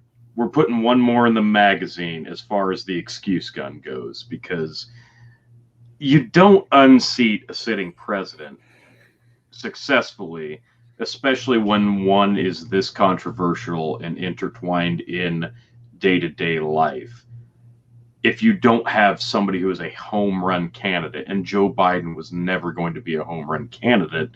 He's not, nor will he ever be, again, no matter who he's going up against, especially against a sitting president, Donald Trump. This is Joe Biden getting the nod is one of those bullets in the excuse gun, because they've got a lot ready to go at the hip. Anytime somebody fires something at them like, hey, you guys didn't win. Well, it's because of this. It's because of this. It's because of this. This. Joe Biden will take the blame because he was never a real candidate. Kamala Harris could take the blame because she accused Joe Biden of being a racist and saying his accusers were correct. We can blame Kanye West for stealing some of the vote. We can blame. There's so many fucking ways that we can blame. We can blame the DNC. We can blame the other potential candidates. We can blame Bernie again. This is probably one of the last years we're going to get to blame Bernie and his supporters. So let's take full advantage of that. There's so many fucking ways we can point fingers and make excuses for the Democrats not winning this election. Joe Biden is the ultimate excuse. That's what I mean when I say Joe Biden felt like the white flag pick. Like, we don't feel like we have a good shot at beating Trump, and we don't want to waste a potential future president going against Donald Trump. So who can we put in there that can eat this loss and it won't fucking matter? Well, Joe Biden. Well, he's not even campaigning. Doesn't matter. You're going to get 2 years out of him at best anyway, so slide him in there, and if he loses, it's no big fucking deal. We got AOC on the fucking ballot next time. It'll be good. There you go. Yep, I do think you are correct on that. Nobody wants to admit that, but yeah, you're correct. When it comes to people that get divisive, negative comments in American politics, the top two are Trump and AOC, and number 3 and 4 aren't even close. Like Trump and AOC get the most negative, just visceral reactions of anybody in American politics. And Tony, you know as well as I do, even if you're mad, you're still engaged. Okay, yep. That's how the political game is played. And now, if I was a Bernie bro, yeah, I mean, I would be awful goddamn pissed about the last 4.5 years, because the Democratic Party has shown time and again they just don't really care about you. So I don't know, like Tom, when you were saying some of them might vote Trump, here. The Dems aren't going to learn unless they eat a hard loss on this one. Your best bet is in 2024, and yes, an AOC will be running for president. And God damn, I hate to say it, I could see you're taking it. And also another thing to keep in mind, guys, Kanye West, like it or not, that dude is going to be involved in American politics for the next 5 to 8 years. And the best way to get your name out for running for president is saying you're thinking about doing it during a campaign season. And you say there's no way Kanye West or AOC could win. You know what? In February 2015, I would even say Donald Trump is not going to be president. What the fuck are you talking about? And guess what? Now we're like in that Back to the Future scene. If you're from the future, who's the president in 1985? Ronald Reagan.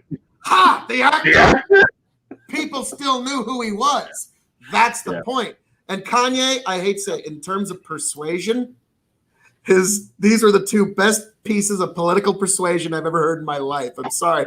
His political party, the birthday party. Because who doesn't love birthdays? Yes.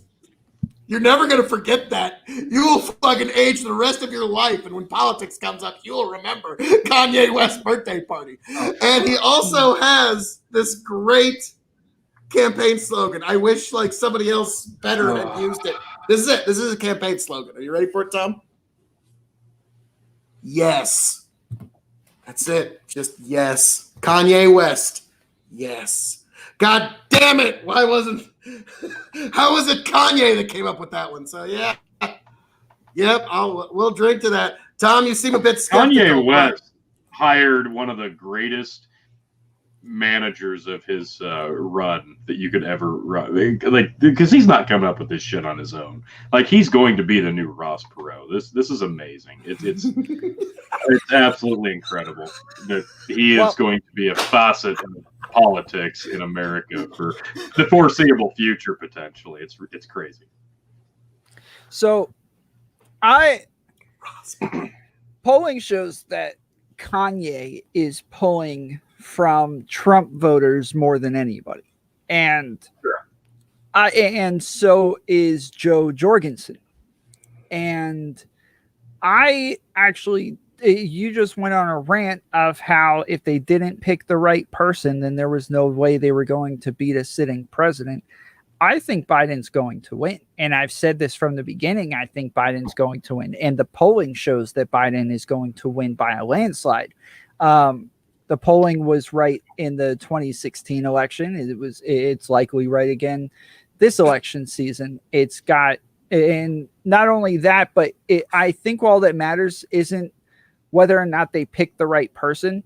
There are so many, like, even Republicans who are just ready to vote for anybody else but Trump and will end up voting Biden just because they want to vote anybody else but Trump. And I don't think that that's as common. It is a thing on with the Democrats, but I don't think it's as common as it is with the Republicans. Let me get one quick comment in here, Tony.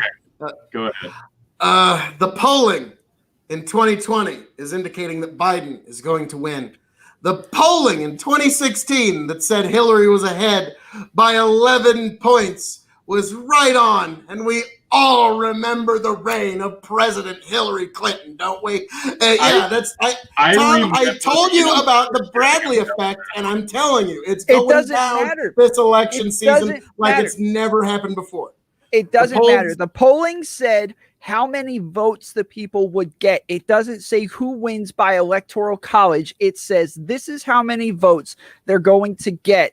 And it was dead on. Hillary won the popular vote. It was right there on with how many she won by as well. Like, it was right on the entire time. The difference this time is that Biden's winning by so many in the polls. There's no way electoral college could split it up in any way that would make Trump still win. So, yeah, so like to keep acting like the polling keep was your wrong, eyes on election night, folks.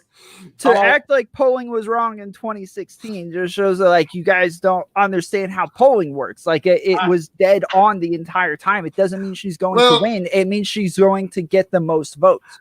No, Tom, I told you, I used to date a girl who worked at Gallup polls. I know exactly how polling works. You get the answers that the people who are paying for them want to get. So at that point, why not just say he's 25 points ahead, 40 points ahead? He's 6,000 points ahead. You can get any kind of result you want from that. And sorry, 2016, again, those polls are just right on. So, you know how Hillary Clinton nominated Merrick Garland to the Supreme Court, and then she nominated, another person to the Supreme Court, and all that great legislation that President Hillary Clinton has signed. Okay. And what I'm getting at, hang on, this was the last point I need to get into. The Bradley effect is something that I think you are underestimating at your own peril, sir, because as I said, in the Bradley effect in Los Angeles, this gentleman was running for mayor, and everyone was browbeaten that if you don't vote for Bradley, you're a racist. You're one of those horrible folks that are out in the hayseeds, out in the sticks. And they were just endlessly browbeaten. And anybody, even when they were answering a pollster, would say, no, I'm voting for Bradley. They wouldn't say what they were privately going to do. Phil is going to bust it down. And so what I'm getting at is people, even when they're talking to a pollster, yeah, I'm going to vote for Biden. Yeah, because I don't want to get canceled. I don't want people to go after my job. I don't want to lose, status amongst my friends. So I'm going to say I'm voting for Biden. But neither was the polls for Bradley. Neither was the polls that the mayor of Los Angeles election in the 1980s. Polling it's the principle that people, even in a private poll, are not going to answer honestly, especially in a digital era where everything's tracked. I was about to say, we have internet now. Polling then was nothing compared to what it is now. Okay, go ahead. There you go. No, you're right. Because 100%, you're 100% right. Polling is a completely different animal today, and even 4 years ago than it was then. That's absolutely correct. Gallup is still gathered by landline phone data. Gallup to this day is still gathered by landline phone data. So it's the same method. Yes, it is. We all know Gallup, especially, in Lincoln. Gallup polling, yes, we know. But a couple things I wanted to touch on that you both mentioned. Tom, you said there's Bernie supporters who will vote Trump because they're pissed off at the Democrats. Mm-hmm. I think there probably are. I think, God, is it it's progressives. Right. Is it fair to say there's going to be more of them this time around than there are, say, 4 years ago? I don't know, because we've had 4 years of Trump, so now it's easier for people to make a decision, because 4 years ago he was an unknown entity. So it's hard to say which way that's going to swing. I don't know. Are there, and the flip side of that, the Republicans that have, for whatever reason, decided they do not want to vote Trump this time. They did vote for him last time. This time, after 4 years, now they don't want to, so they're going to vote for anybody but Trump. I think those are a lot fewer numbers than the Bernie supporters, the progressives, that'll vote for against the Democrat. I could be wrong. I don't know. Obviously, it's going to vary place to place. Phil, God, you said a lot there, man. Holy shit. I try. The big thing that you said that I tend to agree with is right now in August, if you go around and you ask people or you call people or you take whatever poll and questionnaire that you want and gauge information on how they're going to vote come November, a lot can change between now and then, and it does every election cycle. Hopefully we have debates of some sort, because that's how a lot of people still to this day determine who they vote for come election day. So a lot can change from now till then. But I think the big difference between 4 years ago and this year is people were ready to vote for Hillary Clinton because she was a woman. And that was a big deal. Like with Barack Obama, we elected our first black president. This is progressive. This is change. This is new. This is a step in the right direction. This is including everybody. So a lot of those votes and a lot of those polling numbers came from the fact that, well, we have to vote for Hillary because she's a woman and she's a former first lady. So she has experience. Donald Trump has no experience. So I think it was a lot of assumptions, and I think it was a lot of labeling that led to those polling numbers and votes to go some of the ways that they did. And people were saying they were going to vote for Hillary because it looked good on TV if they were being questioned or if they fell into one of those polling lines of questioning. But yeah, like Phil said, once they got individual into that voting booth by themselves and they had to put pencil to paper, people tend to fall into what they're comfortable with. And even if that comfortability is a name that they're more familiar with, and don't get me wrong, in 2016, there really weren't two names that we had names on that ballot that people were overly familiar with. When was the last time we had a presidential ticket with 2 names on it that people had known for a majority of their life. Like, we knew Hillary Clinton, we knew Donald Trump, we knew these people, we knew these names. But when people went to vote, and maybe Hillary got a total of votes, but yeah, like you said, that doesn't mean her polling numbers, because she was projected to get the most votes, but she wasn't projected to win. And that's what happened. And people voted the way that they voted. And I am interested to see how people vote this time around, because you're right. There are people who voted for Trump who will not be voting for Trump this time. There are people that will not vote for Biden for obvious reasons, and because they fucked over Bernie yet again. So I am interested to see how this pans out. I am very intrigued that you say you think Biden will win. I've never seen it. I still don't see it. And I'm listening to you, and you make some strong points. You haven't swayed me from me thinking that Trump walks away with this one, but yeah, I like hearing it, and it does open up new perspectives. And that's what I love about this show, guys, is getting differing opinions and getting out of the box thinking. And we do have some comments here. I wanted to pop this one up real quick. Metal Ham, I'm 48 years old. I vote in every presidential election. I've never been polled. I don't know anyone who has been polled. And this is going to dip a little bit into what Phil loves to touch on, that voter fraud, especially when you have a sitting president that you're going to be voting for. Polling is, like I said, it's premature. It's well before the actual election itself, and a lot can change. The big difference this year is we've got Donald Trump, who's a name that everybody knows and has some familiarity with, form or fashion, and then Joe, who has a lot of stigmas that follow him. So polling right now could mean one thing. Are we going to have debates? Are we going to see these guys up on a stage back and forth debating it? We don't know that yet. So this is a unique election. You don't think we're going to have debate? I'd love to hear these. Trump will be standing there on stage, and they'll just wheel out a screen for Biden. Like he's going to find some way to try and weasel out of it. I guarantee. Like Biden knows so. And here's the funny thing: is if Biden can just string together a coherent set of sentences for about 15 to 20 minutes. Biden supporters be like, oh shit, he fucking pwned Trump, yo. Oh my God. Did you hear that? He strung together coherent sentences for 15 minutes. Clearly give this man the nuclear codes. That's going to be what you're going to get from the Biden supporters.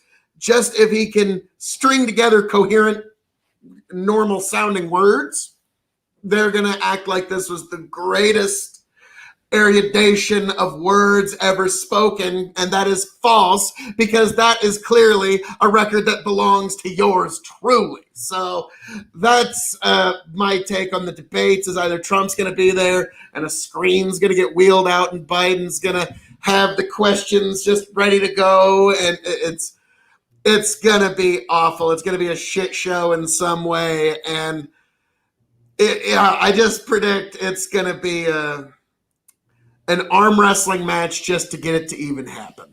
So we will see. I just don't see them getting in the same room together. I don't see it happening.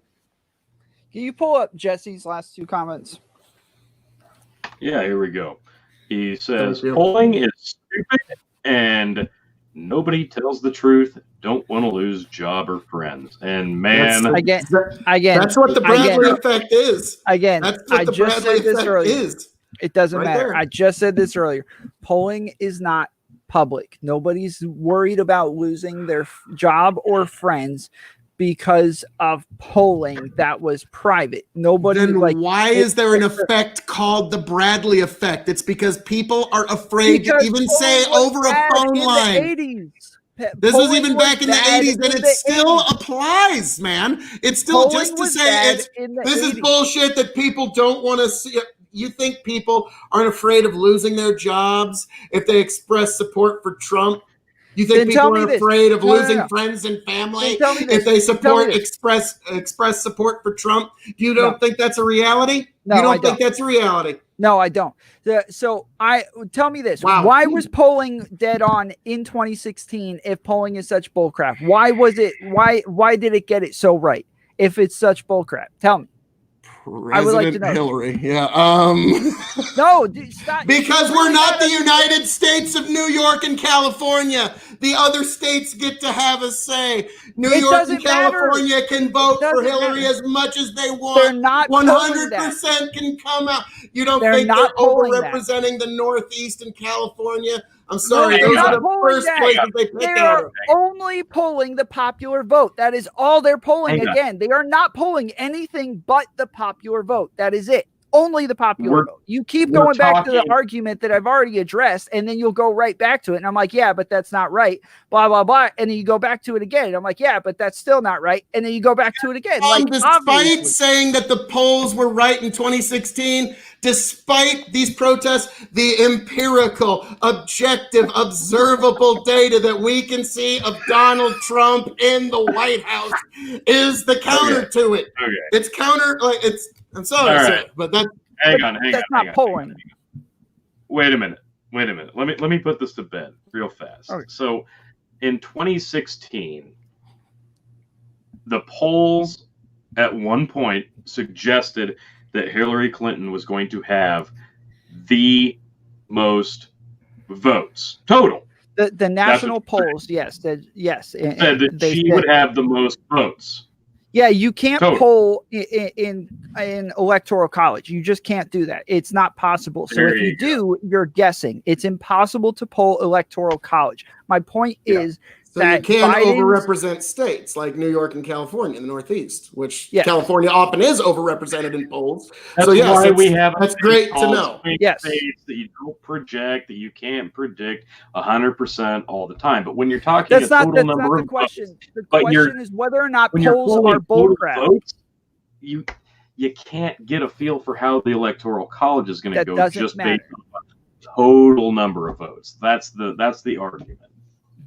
You can if you're winning by as much as Biden is right now. If Biden truly gets that much in the popular vote. Well, I mean, listen, say normally it's about 50 to 55% of the country that actually votes. And then normally the person who wins by like 51 to 52% of that vote, which means that normally only 25 to 26% of the country actually picked who the president was. But the fact is that if you are winning by as much as Biden is, you can't split the state ups in any way to where he would still lose. And so all I'm saying is that one, polling is not bullcrap. It's been proven to be right, especially with the new science that they've put into it in the last 10 years. And two, that there's so many that Biden is winning by so much that it would be almost impossible for him to lose. Like look, a lot can change from now. A lot can change from now until November. And that can completely shift. He could come out and say something. He could have a recording of him saying something like he was going to grab a woman by the P word or something. We don't know, but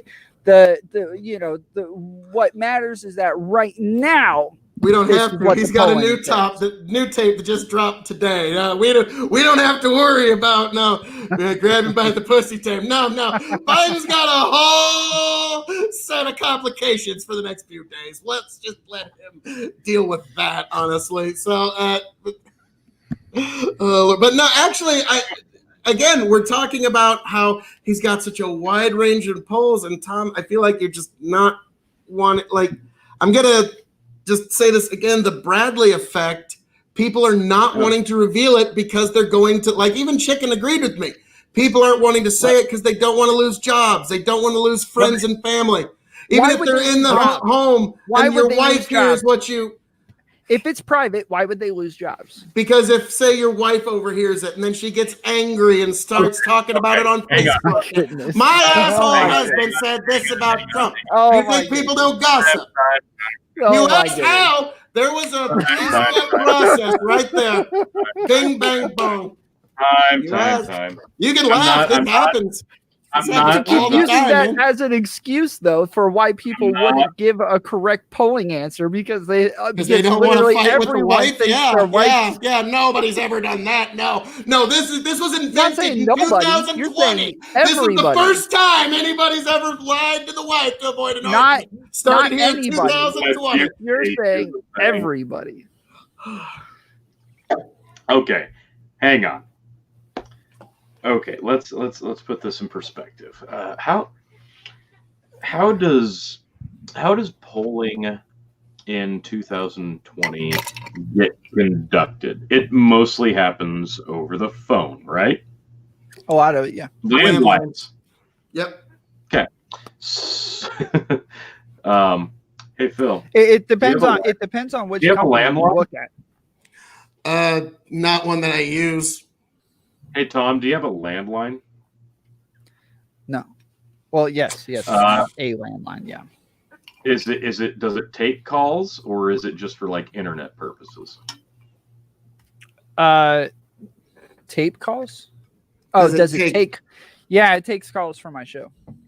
Okay.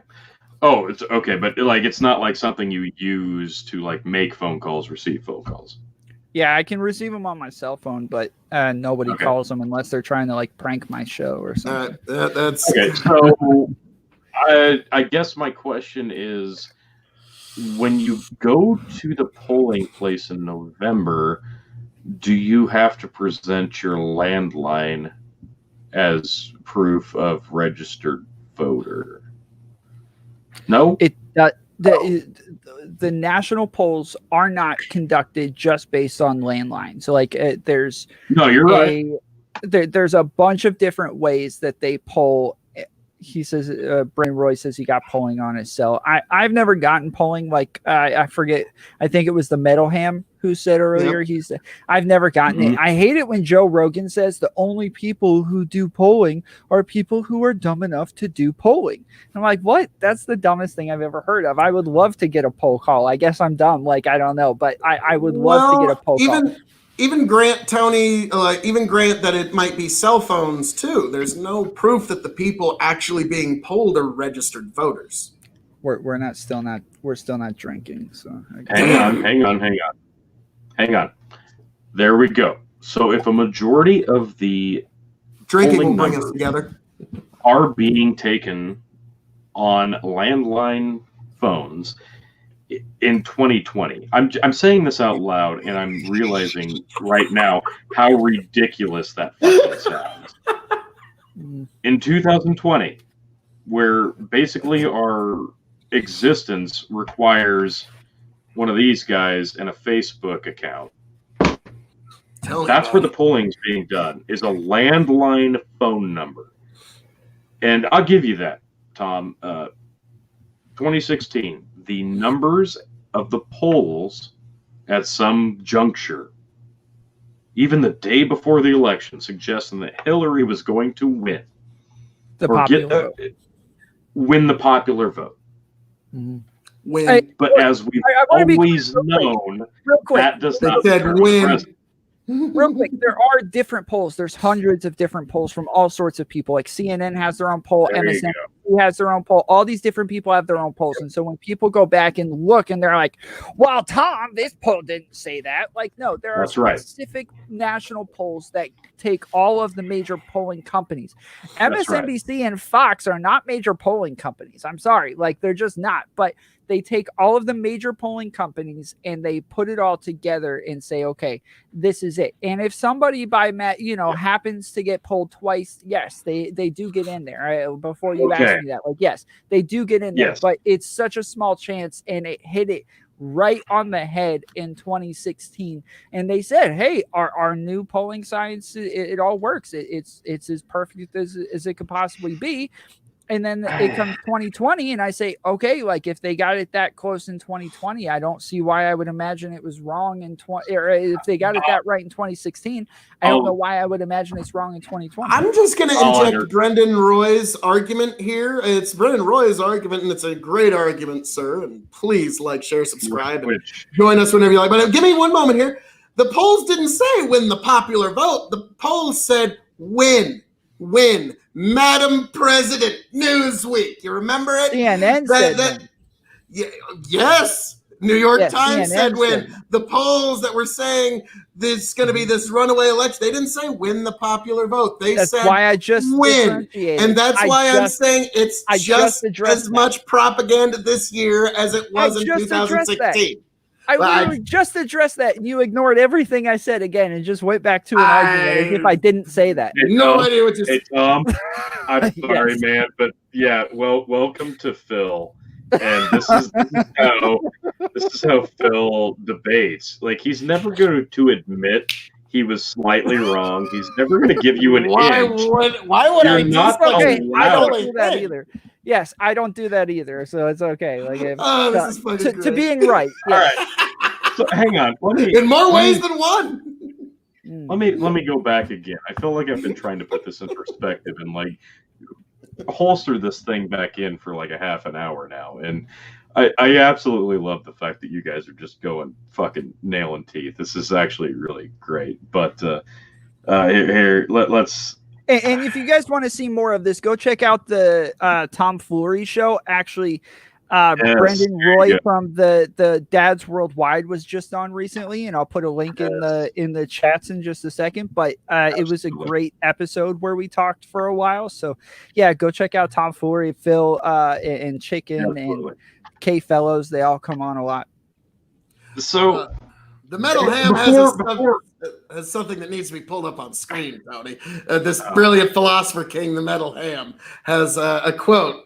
Who's saying Phil is wrong? Thank you brilliant philosopher king, you emperor of philosophy.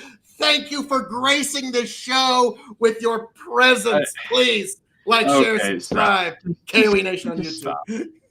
Just stop. It's embarrassing how big of a whore you are. Never for me. Okay, and there's the Tomfoolery show. Check it out as well. That's an episode with both Phil and Dads Worldwide, both on the and Chicken for a little while before he got too drunk and fell asleep on the keyboard. But it was a really good show. Yeah, that did happen, didn't it? before we, Hey, Melanie. Thanks. I like to see a fool out here. I saw some fools in the chat earlier who just weren't really saying anything. So it's nice to see some fools out there. Come on, bring it, folks. If you disagree with me, wash me in your judgment. Come on, bring it. We love it. Oh, my God. All right. Hang on. This fucking guy in the comments, I don't know who he is, but he's a piece of shit. And I'm just. Oh, look at that! Oh, what an asshole! What an asshole, right? Tony's just slacking on the comments today, guys. I see you guys. I don't even have my glasses on, and I see you guys. Okay. I'm not slacking on anything. The fact of the matter is I'm slacking on the comments because I have to try to rein you two assholes in every 30 seconds from trying to fucking strangle each other through the keyboard. Do we need to get Rose over here to show you how to produce? Oh! Hey, I'm all for it. Oh, look at this guy. Look at this fucking piece of shit. He doesn't show drinking words, so he deserves a challenge. All right, here, let's pop those up. I'm gonna pop up the drinking game challenge real quick for anybody who's still watching at this point. In a piece of shit. There we go. Here's your drinking game. Chicken campaign, vaccine, pickle, wheezing, chicken, piece of shit. Anyway, yeah. Episode 54, poultry free for a good reason, because go vegan. Oh, wow. I'm afraid not, sir. Fuck that guy. Anyway, so I'm glad we could divulge for a second there from you guys trying to tear each other apart. And there's a drink I just did, but whatever. Anyway, Pickle Weasel, fuck you. So apparently Pickens Bernie this week. Anyway, drink. So Well, I need to better finish this off then. Okay, I wanna get down to the brass tacks of this disagreement, this debate. You both make some points. Like, it's undeniable. Like, obviously, yes, Hillary did not win. Clearly, mine are better though. Shut the fuck up. No, she did too win. I'm just kidding. Damn it! All right. Mute is about to fucking happen right now. Wait a minute. Tony G is about to be named a co-conspirator to Mute Gate. You're about to be here to view it. You're going to see here to witness it, folks. You were here to see Tony become a co-conspirator. Y'all mute me. Tom pulls his air gun. Yeah. Okay, so again, I'll admit to it. I'm about to mute Phil's ass. Anyway, before I was trying to get you to. Before we get to wrap this fucker up, okay, so you both make some points. What Phil's getting at is no, Hillary didn't win, regardless of what the poll said. Tom is saying Hillary was projected to get the most votes, but maybe not win on this poll on this day, so on and so forth. Yes, so you're both not wrong, and we know how this went. In 2020, when the polls are asking who you're voting for in 2020, and we're doing this based off of landline phone calls, and our choices are Donald Trump, the sitting president of 4 years, or Joseph Biden, who it's way too easy to make a Weekend at Bernie's meme reference out of. And I've made my thoughts on his candidacy well known throughout tonight. And the polls suggest he's going to have the most votes. I'll say it right now, and I'll put on a tinfoil hat. If it comes out at the end of election night that Joe Biden had more votes total than Donald Trump, yep, I'll put that tinfoil hat on and say, yep, voter fraud is fucking real, because I cannot believe in my fucking life that there are that many people who would gladly vote for a guy who sniffs kids and says crazier shit than Donald Trump. So, no, I don't believe it. I can't do it. No, I don't see it. I understand why people would. I don't see it happening. I get it, but I don't fucking get it. Polls had a place in society at one time, but we touched on this a few weeks ago. I had an interaction with the Joe Biden Facebook page on Facebook Messenger, and it was a robot interaction like, hey, Tony, how are you voting? Are you decided? No, I'm nonpartisan. I didn't understand that. Are you decided? No, I'm nonpartisan. I'm not decided. Hey, Tony, I didn't understand that. How are you voting? No, get the fuck off my messenger. So if the polls suggest one thing, that's fine. Like, it's that monkey writing Shakespeare thing. You put enough in a room, they get it right once in a while, right? They take a break from flinging shit at the wall to write Shakespeare eventually. So the polls got it right in 2016. What about 2012? What about 2008? What about 2004? What about 2000? What about so on and so forth?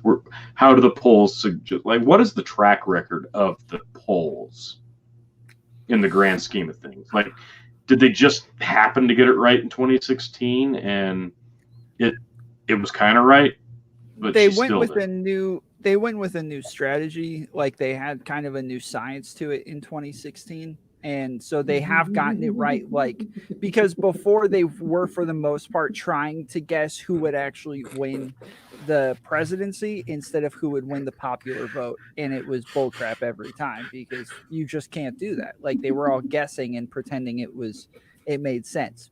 2016, they're going just for like a popular vote, saying, hey, this is who's going to win the popular vote, and you can kind of make sense of it from there. So you mean they reported what might be the most favorable possible interpretation of the polling for Hillary? By Joe, I'm just surprised. I'm surprised. And Tony, there's a few comments that need to be pulled up here. Yeah, when I was going Melanie, off on my when she said right here, mute, shut up, I got it. We need some live people. My word, LOL. Can't wait to roast these bitches. Fuck you. You're not coming back. You suck. Hold on. You're done on this show. Impossible. Thank you, Melanie. You philosopher queen, you. Thank you. You are welcome anytime. And Tom, I will not have you denigrating and slurring the great denizens of the KOE nation. That is a slur and a slight that will not be suffered. So, all right. I want to be clear. I'm not just saying just because you win the popular vote in the polls that you're going to win. That's not what I'm saying at all. So I just want to be clear. That's not what I'm saying. I love Brendan Roy's new comment. New strategy: win the polls and lose the race. Yes. It's not Hillary a strategy. Did a brilliant job of it in 2016, and Biden is going to do an even better job of it, of winning the polls even more and losing the race even more. And everyone's going to be like, "How did that happen?" Huh? And I'll be honest.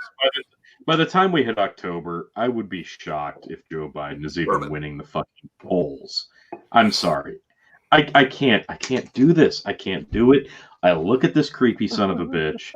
I look at him smelling kids. I look at him saying ridiculous shit, not being able to control what the fuck comes out of his mouth. He's not going to be able to physically debate Donald Trump regardless of the pandemic. This isn't going to fucking happen. And Kamala Harris, are you fucking kidding me? That's the goddamn home run fucking triple that they needed to bring this thing home. No, nothing's happened. This is a fucking disaster. It's a shit show. It was a white flag from the get-go. Goddamn, I just can't see it. I'm sorry. I'm really trying to. I don't see how this comes down to the wire. I just don't. This is going to be the Young Turks having a meltdown, but instead of like being shocked, they're going to be like, man, how did this happen? We knew this was going to happen. Man, does it hurt? Of course. John Hannity. Yeah, that one's going to be pretty bad. I don't. Okay. I'm just going to be so bold as to say this now. No dispute in my mind. Trump takes Ohio and Florida. That's just that's already decided in my mind. I'm not going to sit here and predict states right now, other than I will. Ohio and Florida. Trump. You heard it here first. Pennsylvania's going to. I'll predict Nebraska for Trump because that's the easiest thing to predict in the world.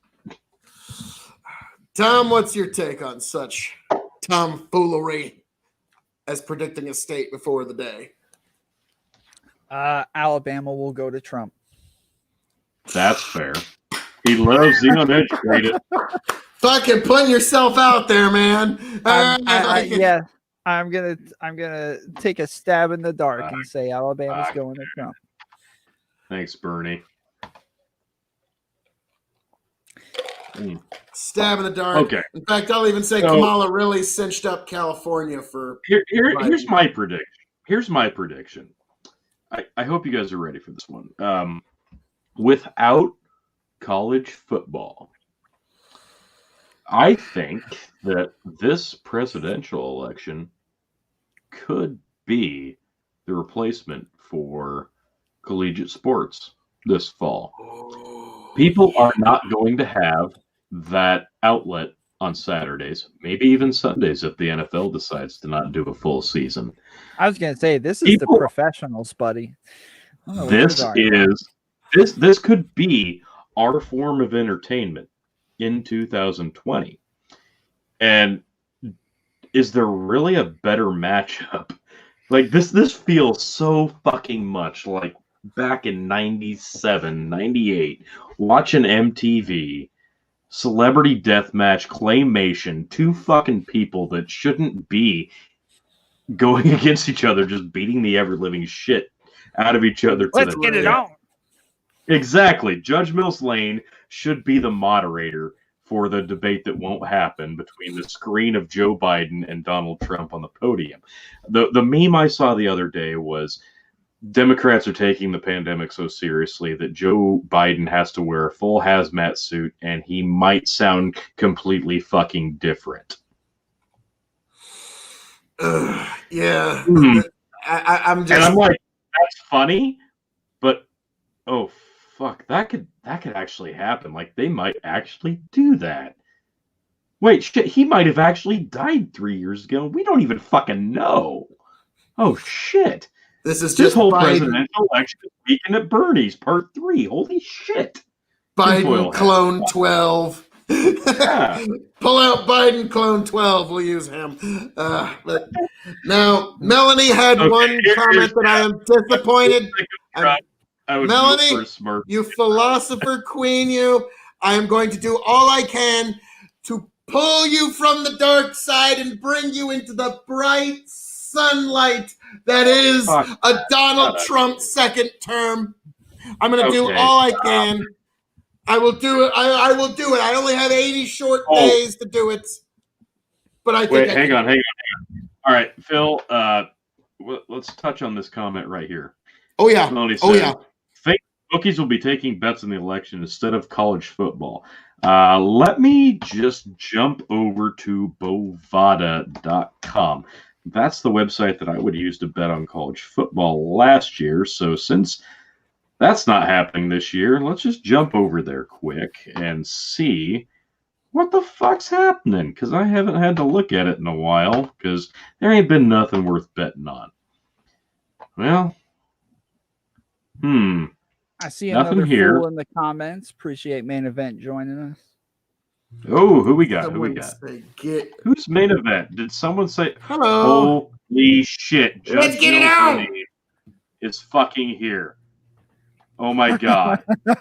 Like, no, we're pleased to have you, sir. Thank you for gracing us.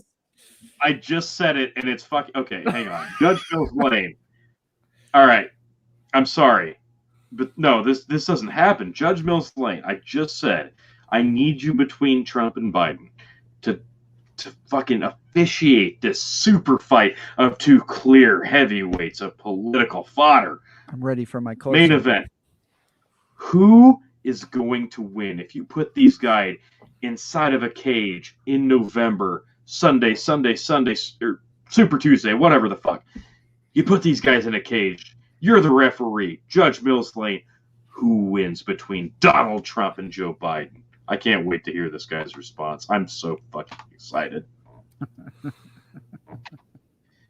Now, let's see who is the heavy favorite.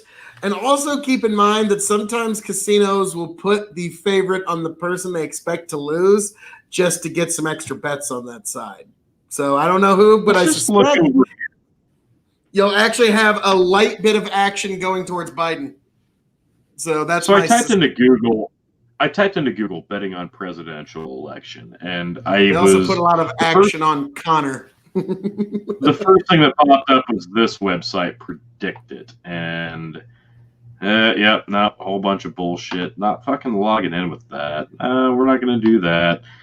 This is this is all live. And, check Caesar's Palace. I guarantee you, Caesar's Palace has a line on it. Like I'll bet dollars to donuts. You can get a line on it. My bookie. Here we go. Let's see. I do want to know, because I remember Bovada even had a line on Star Wars: The Last Jedi on what would be revealed during that fucking movie. So like, there's lines out there for everything. Here we go. My bookie. Here we go. The 2020 presidential election, winning party, plus 135 Republican, -170 Democrat. Well, fuck. Throwing some action to get some bets. Oh, yeah. I got to tell you. Throw these kind of numbers out to get some bets on the table. Like, polls are one thing, Phil. polls are one thing. Vegas betting odds. I trust Vegas betting odds way more than I trust polling numbers. Even a lot of folks lost money on Hillary last time around, too. A lot of folks had Hillary was the Vegas betting odds favorite, too, guys. They go on polling. They're listening to the same horse shit we all listen to every day. There's very few propaganda outlets that, but at the end of the day, the vote is what the vote is, and the people are alone in the polls. So, and also keep in mind they all. Oh, go ahead, Tom. I didn't say anything. Oh, Tony seemed like I was just trying to cut off Phil. Oh, well, you rotten fucking bastard. But yeah, also keep in mind that casinos do sometimes flip their betting odds just because they want to get those bets on the table. Casino doesn't care if you're winning or losing one particular bet, so long as your money's always on the table, they're going to win eventually. So take that with a grain of salt. So I would love to bet on this stuff. I'm trying to find some okay, no, sites that are doing the same here you thing. go. I like betting on the Not to be smaller construed sites, as actual gambling advice. Yes, I like betting on like what color tie they're going to wear, or like Ooh, that's deep. whether or not they'll have a tie clip on, or Deep. Yes, whether or not they'll wear a pantsuit. That's brilliant. That's like the Super Bowl bets. Like, how's the coin gonna flip, heads or tails? But oh, hang on. Holy shit, guys. Chill out for just a second. We have insider information live for you right now. Here it is. Oh, Main event says, Judge Mills Lane, polls say Biden is going to win. Tom is normally right on this stuff. I'm with you guys. I like the regular Joe takes. This show's great, but Tom seems to study this shit. I've learned to stop disagreeing with him. So, Judge Mills Lane, who the fuck asked you? Oh, sorry. I did. I did. I asked Judge Mills Lane. But I digress. I respect Judge Mills Lane a lot. Like, he's overseen a lot of heavyweight fights, and yeah, you know, maybe Tom's got a point that we're just not seeing. Maybe Biden is the favorite. I still don't see it, but we're looking here right now at this website, MyBookie. This is a legitimate betting website online. I could probably drum up a promo code from the Jim Cornette Experience if you want me to at some point. But yes, the 2020 presidential election winning party. You can bet on Republican, who is the underdog. You can bet on Democrat, which is the heavy favorite. Not super heavy, but heavy enough. And then you've also got Donald Trump is plus 100. Joe Biden is negative 170. And then it gets fucking crazy. Kanye West is a plus 9,000. Hillary Clinton is only plus 5,000. The rest of these don't matter. The numbers alone attached to the two people besides Trump and Biden kill me here, because Hillary Clinton's nowhere anywhere close to this fucking election race, but she's still more favored at plus 5,000 than Kanye West is, who is apparently running at plus 9,000. And then you look underneath him, Mike Pence is a plus 8,000 favorite. Still more favorable than Kanye the fuck West. Now, are there other things that you can win on? Like, is it all just presidential race, or can you win on like a VP pick as well, or something like that? Okay. These odds that bet on anything where the outcome's unsure. Oh, absolutely. Those odds are just on who wins the presidency. Let's go down here. Adidas breaks contract with Kanye West before November 3rd. That's fucking great. The favorite is no, they will not. The underdog is yes, before November 3rd. So Kanye West sends tweet supporting Joe Biden before 11/3. Yes, at plus 300. The favorite, no. No, he will not send a tweet supporting Joe Biden before 11/3. Kanye West sends tweet supporting Donald Trump. Ooh, these are a lot closer odds. -250. He will do it. That's pretty good odd. Probably will. Ooh, the underdog. +170. No tweet sent supporting Trump. Kanye West institutionalized before November 3rd. What's the odds on that one? Yes, +120. No, -160. Damn, so because I would bet money on that one. Fucking dying on these. This is great. Oh my god! And the last one. The last one I'm going to say 2020 state by state electoral college winner. Republican wins California is a +1,000. And the Democrat wins California is -2,000. So if you have every physical dollar or monetary dollar or in bank circulation dollar that you have at your disposal, put it in one account, take it to mybookie.ag, go to their sportsbook /presidential-election/ bet every dollar you have on this line here, 2020 state-by-state electoral college winner, -2,000 Democrat win California. Every dollar you can get your fucking hands on. Bet that line. And you will make money. I'm not saying it's going to be a lot of money. No, if you have like $10,000, you can put into an account and bet it at -2,000 odds, you're still going to come out ahead. Like, take out a third mortgage. You will still be ahead at the end of the day. Like, that's the odds here. It's a guarantee. That is the best bet you can make. Not to be construed as actual gambling advice. Now, there's a couple of not at all. comments that we need to bring to the fore, I believe. Travis Cunningham, I never thought I would agree. Go up one comment, Tony. There we go. Go up one, two now.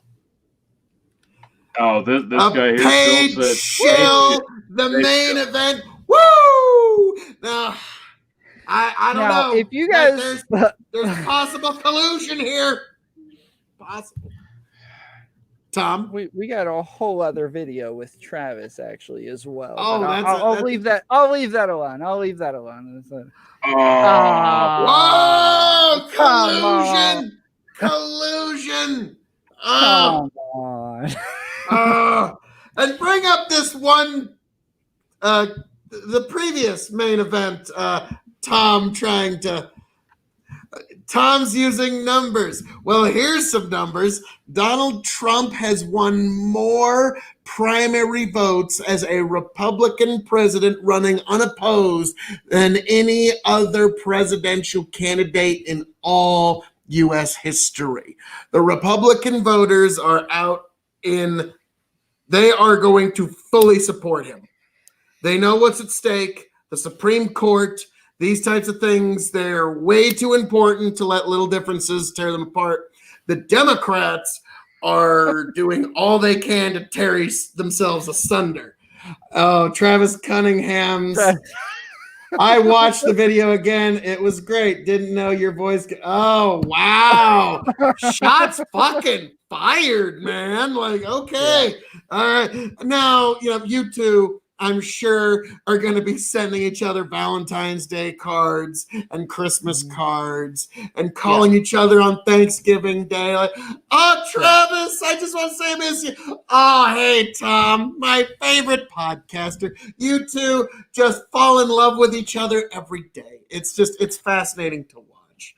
Yeah, for everybody else who doesn't know, that like me and Travis got into it while I was on a live stream, and he was trolling and I was reacting to the trolling, and then it turned into a separate, a completely separate video altogether, and it was a lot of fun. I enjoy trolls in my comments. So Travis said, I'm going to go over to Tom's after the podcast. We're going to eat with cake. Eat white cake. Oh, make sure you curl your arms together first. So yeah, it'll be so lovely, so lovely. Yes, budding friendship that is Tom and Travis here. That just like oil and water. I mean, yeah, pretty much. So how we doing there, Tony G? Travis has come back, and we're just having a jolly time, just all us friends. Did you see the Mr. Stuttermore versus Mr. Stuttermore video with Travis? Here's the thing about the post-show stuff. Like, if I'm not there live to see it unfold, I just generally don't fucking go. This wasn't post-show. This was on my show. Oh, Yeah. No, I missed that then. I missed that. Yeah, this is a separate video. I'll send it to you later. Okay, yeah. Tom and Travis hand each other some. It's a fun little back and forth. And We're blowing each other kisses. Yes. Right. Tony, as you can imagine, Tom and Travis just they're like this. They just get along so well. Two peas in a Hang pod. on. He says, go back and watch the original, not the edit. Oh, you just got Project Veritas, Tom. Yeah. He was the video, heated, son.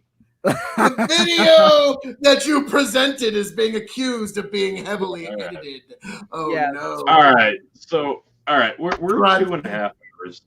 We're 2.5 hours into this thing. We fucking spent a majority of it on people who are basically going to ruin this country. Let's end this on.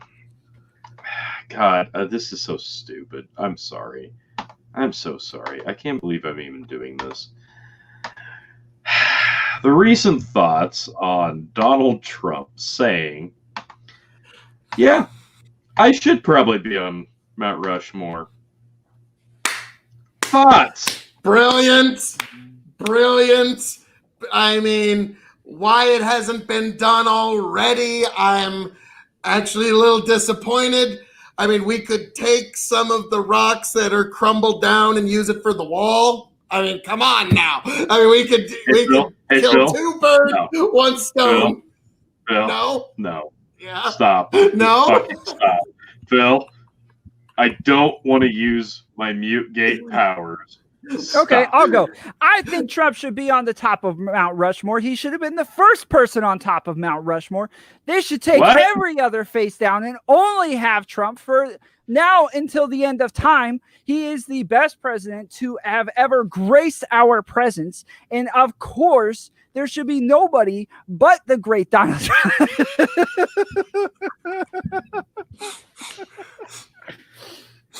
I've had Crown Royal. Oh my God. I really like this Crown Royal, guys. This stuff is really good. Wow. Some special Canadian blend there. Wow. I'd say we figured out the Canadian whiskey turns Tom into a fucking Republican extremist. Apparently. Holy shit. It's better than what the the tequila turned me into. Woo! Toasty tequila Tom. That was fun. Toasty that was tequila fun. Tom. Honestly, let me preface this. Go ahead, Tony. I'll answer honestly first and foremost. I don't give two flying fucks what he said, because this just falls in the folder that's just been overflowing with Trumpisms. This is a brilliant troll statement by Donald Trump. That's all this was. That's all it will ever be. He is saying this to get a reaction out of you, and it fucking worked. Because if anybody actually thinks that Mount Rushmore is ever going to be edited like Wikipedia, you're a fucking moron. I'm sorry, but just give up. Give the fuck up. This is hilarious. This is funny. This is beyond stupid to the point where comprehension is just not in your vocabulary. I'm sorry. Donald Trump is fucking hilarious when he wants to be. And this is a hilarious statement. And if you fell for it, I'm sorry, you're a dumbass. Go ahead. It is one of the funny, like, yes, like, you gotta love, like, people who say, oh, Donald Trump, he said something that was a bit of an exaggeration.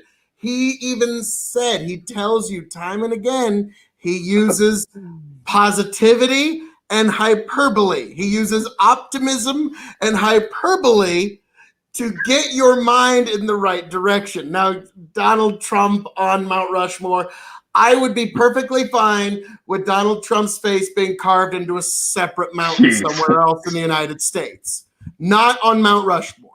The monument should stay as is, but if Trump's face got carved into a mountain somewhere, I sure wouldn't protest to stop it. I'd say it was go for it. I'd probably podcast from there once or twice. Hey, if there's going to be some monument to him at some point, yes, Trump is the greatest troll ever. Like him or hate him, he's pretty damn funny sometimes, and you got to give him that. Like, if you're just doing a typecast, just the guy is a more interesting person. Like, I don't know how else to put it. He's just an interesting person. Like, you don't know what the fuck is gonna come out next. Like, yeah, I think I should be on Mount Rushmore. That's something that the last 3 presidents we've had, like, every single advice they've ever had. And don't say you want your face on Mount Rushmore. Just don't say that, and we'll be fine. Donald Trump. Yeah, I think I should have my face on Mount Rushmore. Yeah, I mean, it was great. Like, in 2015, he just kind of showed up like, yeah, I think I'll be president now or whatever. Yeah, that's it. That's all right. So, yeah, the man, in terms of his ability to communicate and get people to talk about him, Tony, like I was saying, his ability to get negative heat, negative reactions, like AOC, if you're getting negative reactions, people are engaged. And so this is one of those things where he got engagement. So I got to give him credit. Yeah, that's literally how I've built my entire audience on Facebook is by boosting to people that I know will disagree with me. So, like, half the time it's towards liberals and progressives, the other half time it's towards right wingers, and all I want to do. I've read studies that say that, like, people on Facebook are more likely to react with a visceral reaction. They're more likely to comment. And the only way I can invite them to like my page on Facebook is if they hit the like button or the angry button or the laughy face or anything like that. So I target them first, and I'll say, like, I'll say something about being pro-life, and then I'll target all of the, liberals and the Planned Parenthood people, and, like, I'll target all the people who like those pages, and then they all get pissed off, and I'll target, like, a couple of small, like, conservative places so that they get in the comments and argue back and forth, and it turns into a whole thing. But then I'm able to invite these people to my page, and I feel as though once they actually watch my content that I can win them over. And so that is literally how I find almost every single person. Melanie said, take down the Confederate soldiers off of Stone Mountain in Georgia and put up his face. Yeah, I that's what I was going to say, is to we could put Trump up on the Stone Mountain.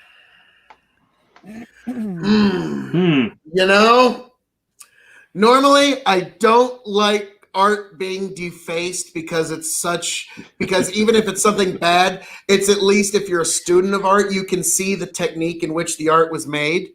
So that's really the only reason I don't like seeing, because otherwise I don't give a shit about statues. But right. I think Melanie's onto something here, though. Stone Mountain, get rid of all them. Donald Trump's face, and make it be this one where he's just this grinning fucking face. That'd be fucking marvelous. I'm sorry, that's too fucking funny. Like, just Donald Trump's face. Yes. Completely agreed, Melanie. Oh, that's too funny. Thank you, That's Melanie. a very good take. Yeah. Yeah, that's Oh, thank you, Tony. We needed that. Thank you. Thank God. But yeah, so we've got Donald Trump making the joke about Demonetized. Oh, well, we'd have to get fucking monetized first, Tom. So yeah, let's go. Shit. We're doing this for simple joy of it, man. Like, yeah, I don't know if anybody would want to fucking monetize. I mean, you're king of extreme here. I mean, just everyone I meet, just day to day, like Phil. I mean, you're the greatest. Please wear my suits. Please drink my alcohol. Please, you're just the greatest.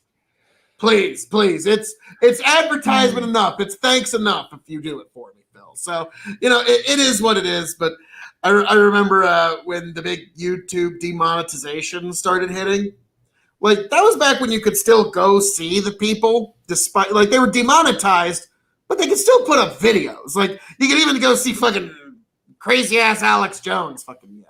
But the thing that really annoyed me was when everybody acted like they had some inalienable constitutional right to YouTube monetization. It's like, oh, fuck off. It's one thing to just be able to see it, but no, you don't have a right to YouTube's fucking money. Go fuck yourself. So that was the one thing I did find a little annoying. So that's kind of my personal line there, because Tom and I have gone rounds on this. I think he pretty well knows my position on that, but that's just into the YouTube page. Yes. What's that now? The More entire movies. like back and forth between two different videos will be made into one single video for the YouTube page. Nice. All of the varying trade Oh. Nah, I don't agree with that, Melanie. You're racist for what? For one racist? All right. Yeah, I don't agree with that. That's just hyperbole the media's fed to us. The idea that Donald Trump is a racist is just some that's just people saying things, having fun with words. Every Republican president is going to be pretty much portrayed that way from now until the end of time, because Democrats have found it to be an effective political attack. Yeah, everybody called Obama racist. That's true. I said Republican presidents. Oh, okay. Republican presidents will be defined as being racist from now until the end of time, because it's a convenient thing to attack them. Yeah, whether they are whether they have one racist bone in their body or not, that will be what they will be labeled as. Yeah, guaranteed. Everybody called Obama racist. I said Republican presidents. Like we don't just ignore the other person's argument the entire time and then go right back to it right after. That's not a thing we're doing. My bad. Every week I had a chance. Well, if you're gonna give me a chance to talk even more, I will gladly jump upon such an opportunity, sir. But the Phil is busting it all up with pure truth. And I will show you all the light. Just follow me through greater extremeness, folks. KOE Nation. But no, Trump being that's just hyperbole. The idea that Trump's racist, this is just something because he's the Republican president now. He will be portrayed as such. I don't fucking care. I don't fucking care. God damn, it's so fucking stupid. Here's the thing. You kind of have to now. I don't have to care. I don't care, and I never will fucking care. Is Joe Biden a racist, or is Donald Trump a racist? Because it has to be one or the other.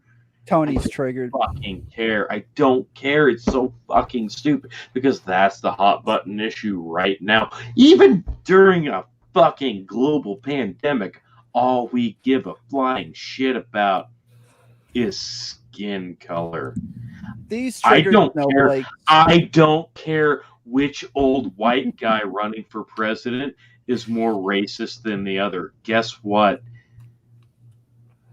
Nobody fucking really cares. The only people that really care are the people that hang on every fucking word that they fucking learn through a stupid political meme on Facebook, what they learn on TV via CNN, MSNBC, Fox News, or via Twitter, or via their fucking other dipshit friends that don't know what the fuck they're talking about. I don't care which one's more racist. Guess what? Neither one of them are probably really that fucking racist. Don't care. Don't give two fucks. You know why? Right. Because guess what? It's going to be Trump or it's going to be Biden.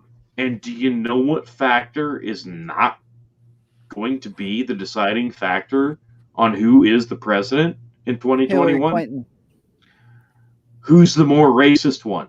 It's not going to be that, but it sounds good on a smear campaign.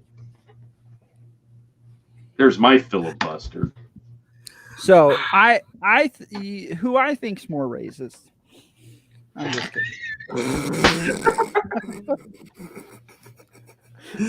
You're both wrong because no. The Democrats are the real racists. Oh, I mean, they were Ku Klux Klan members, but I digress. Yeah, I mean, there is the Southern strategy that does exist. Oh, you mean back in the another. 90s, people tried to campaign for a different state? Oh, silly that. But no, sorry, Tom. Tony's got a point there. For over 100 years, the Ku Klux Klan suppressed Republican votes in the South. And now, through a very impressive sleight of hand, you know what the two great, a very impressive sleight of hand, now the Ku Klux Klan is somehow associated with Republicanism when it was from the 1860s to at least the 1960s or 70s. For over 100 years, suppressing Republican votes in the South. So that one I've never... Republicans have literally admitted to doing it. Like, there are Republicans who have they've admitted to campaigning in southern states. Hold on. I will say it's not on as big of a scale as Democrats like to believe it is. It was only like, 10 or 12 here and there. But it still existed. They have admitted that they did it, and they have admitted that it was a plan. These guys literally said, yes, we used racist rhetoric in the South because we knew that they were voting for these racist Democrats. And so we figured we could win their votes by using racist rhetoric to get them to vote for racist Republicans. Pandering is not the same as empowering the Ku Klux Klan for 100 years, man. Nobody pandering to some Southern folks. That's what they did. That's what the Ku Klux Klan was empowered by the Democratic Party for 100 years, man. No, are you denying that they suppressed Republican votes for 100 years in the South? No, I didn't say anything about that. Okay. I didn't even. So the idea that it's some sort of sleight of hand that this is now some sort of this is all Republicans, this all falls at the feet of Republicans because they decided to pander to some people in the 90s. I'm sorry, I'm not buying it. Pander to racists, not some people. That the Democrats pandered to before, those same racists they loved as voters. Yes. Boy, they loved them. So, and now we don't have legalized institutional racism like we had in the South anymore. So I'm sorry. I just can't get on board with the idea that the Ku Klux Klan is some sort of Republican phenomenon. Roy. Thank you, sir. Like, hey, that's I sent you a friend request. Answer that friend request. Quit screwing around. Great show. Good night. Yeah, that's one that I can't get on board with, sir. Tony? Okay, hang on. Stop. Okay, God damn it. Why am I having a flashback right now to like 4th or 5th grade and the line leader who's like 35 years old and she's like, I want to be in front.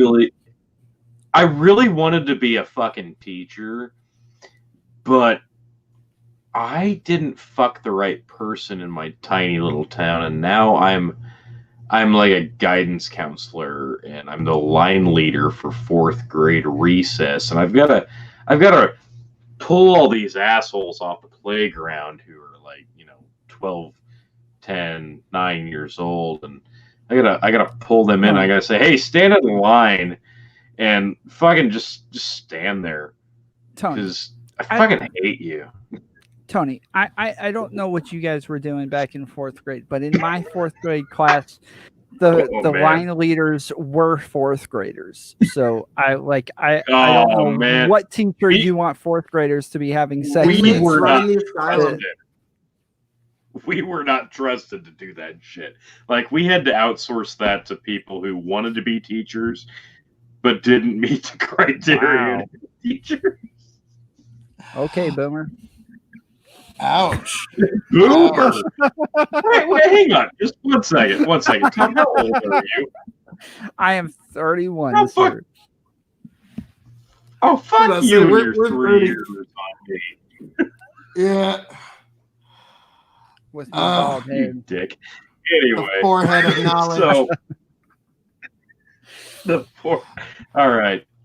Oh, man. We've learned so little tonight. What you have to take away from tonight, guys, is that some people are racist and some people are stupid. Phil is awesome. Yeah. No, I didn't would learn rather that. be stupid. Yeah, I learned that I can't moderate people that just want to talk loud.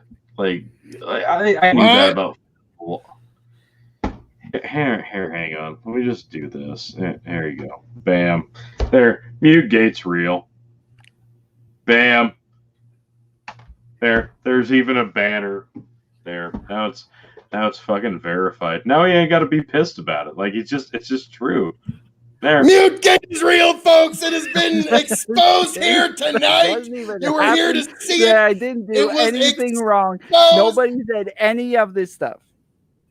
These two ne'er-do-well moderates, they are trying to mute this unadulterated truth from the far-right kingdom of the KOE Nation. These two ne'er-do-well rapscallion moderates. I got my eyes on the two of you.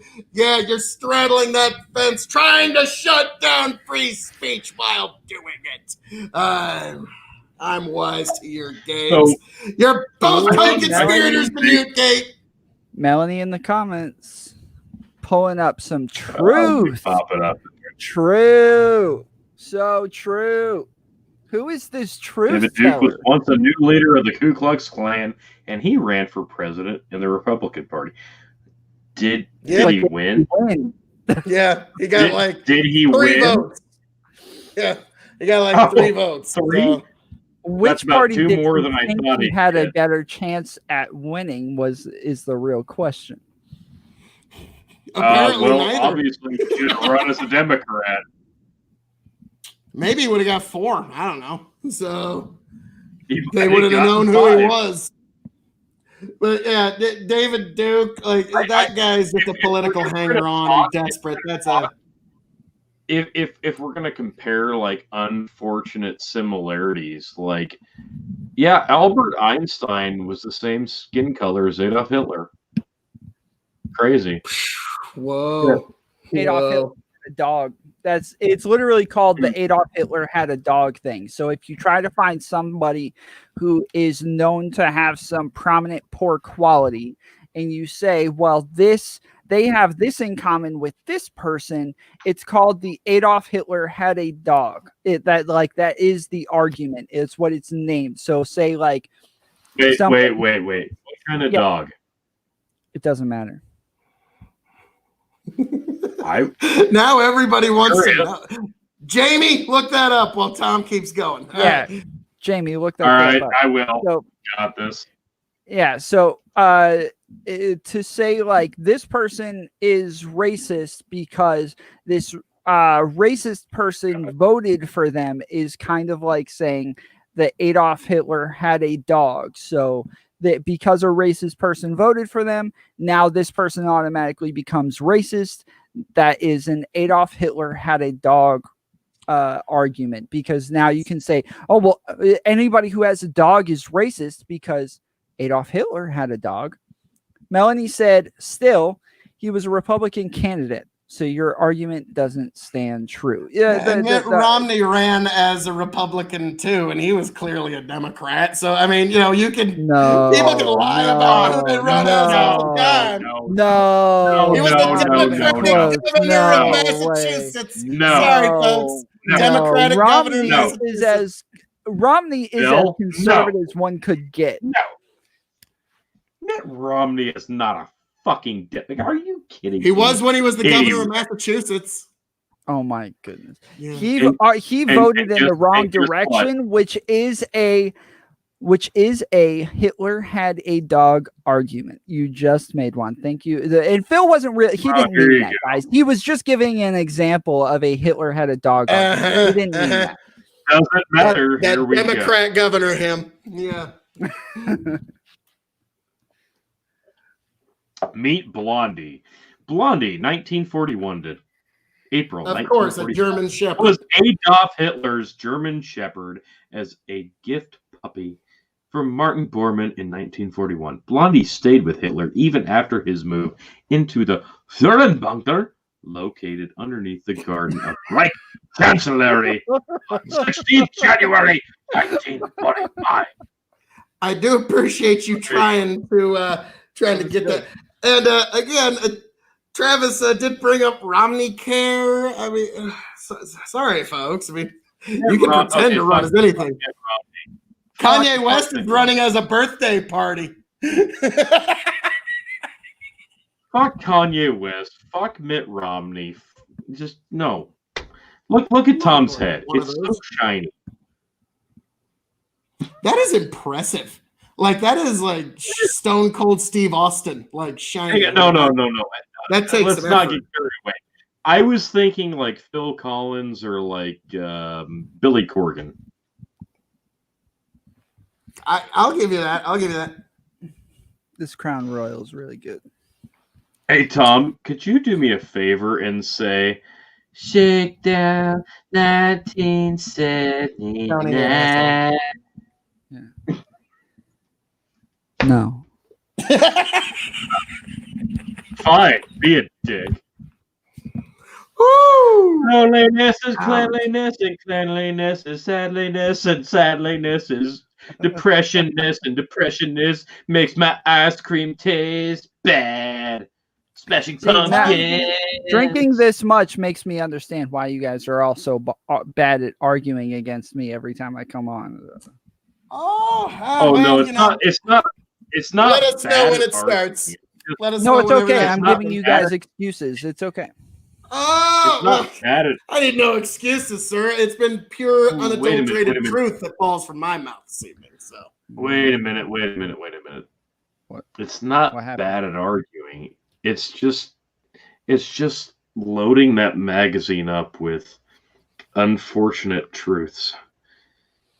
And when you're out of other options, like, I loaded up that magazine and I got to shoot my way out with all these dependable fucking rounds. Shit, I'm out. Let me reach in that back pocket. There it is. The last resort. Filled to the mag with those fucking Midwestern bumfuck reasons. It's like Tony and Chicken no clue Phil. what you're talking about. I think of course you don't. You're from fucking New York. Fucking I should have known it. New Yorker. We fucking Tom Drunk is too funny. Yes, this has been educational. Tony, should we? Yeah, we should probably kill this thing while we've got the chance. So I learned nothing tonight, and I'm glad you guys could be here for it. This was wonderful. It was terrible, but it was beautiful.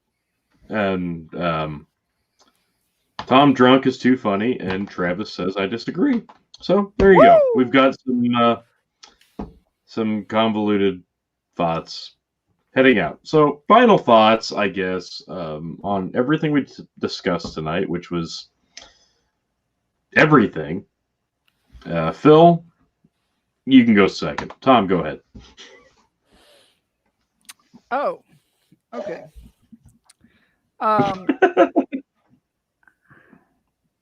I appreciate you guys having me on. It's sad that Chicken wasn't here. Hopefully, he will be here next time. No, he's a piece of okay. shit. Fuck him. Chicken's not coming back to the show. It was rest in peace, Chicken. But if this show's done and over with, then you guys can go check out the Tomfoolery Show on Facebook and on YouTube and on all podcast platforms. We have on lots of prominent voices in all sorts of political parties, and we have disagreements with them. Whether I personally disagree with them or not, I will still disagree with them. And I also have on Chicken and Phil KOE, and we have amazing arguments and debates back and forth. So go check us out. But besides that, this was an amazing show. I learned so much tonight. I feel very enlightened, and I am very glad to be here. I really feel like I'm going to change my life going forward in how I treat people from here on out. So thank you guys so much for having me. Love it. Thank you, Tom. Thank you, Phil. I am glad we had an effect on you, Tom. I'm glad to say we could do that. But folks, this wonderful evening we've had together, as I'm known to say around here. All that being said, this has been the Dog and Chicken Show, episode 54. Like, share, subscribe so you can keep up with all the crazy happenings here at the Dog and Chicken Show, whether it's dog, it's chicken, an extreme edition. You make sure that you are always here to see what happens. Check me out on YouTube at KOE Nation for all of your KOE content. Definitely check out the Tomfoolery Show, where you can check out all of Tom's varying opinions, and you can occasionally see your King of Extreme on as well. But be sure to please, folks, like, share, subscribe, keep up with us. Thank you for joining us. Thank you for being here with us. This show is here because of all of you. We love y'all so much. Thank you. Can't say it enough. Tony, take it away. Okay.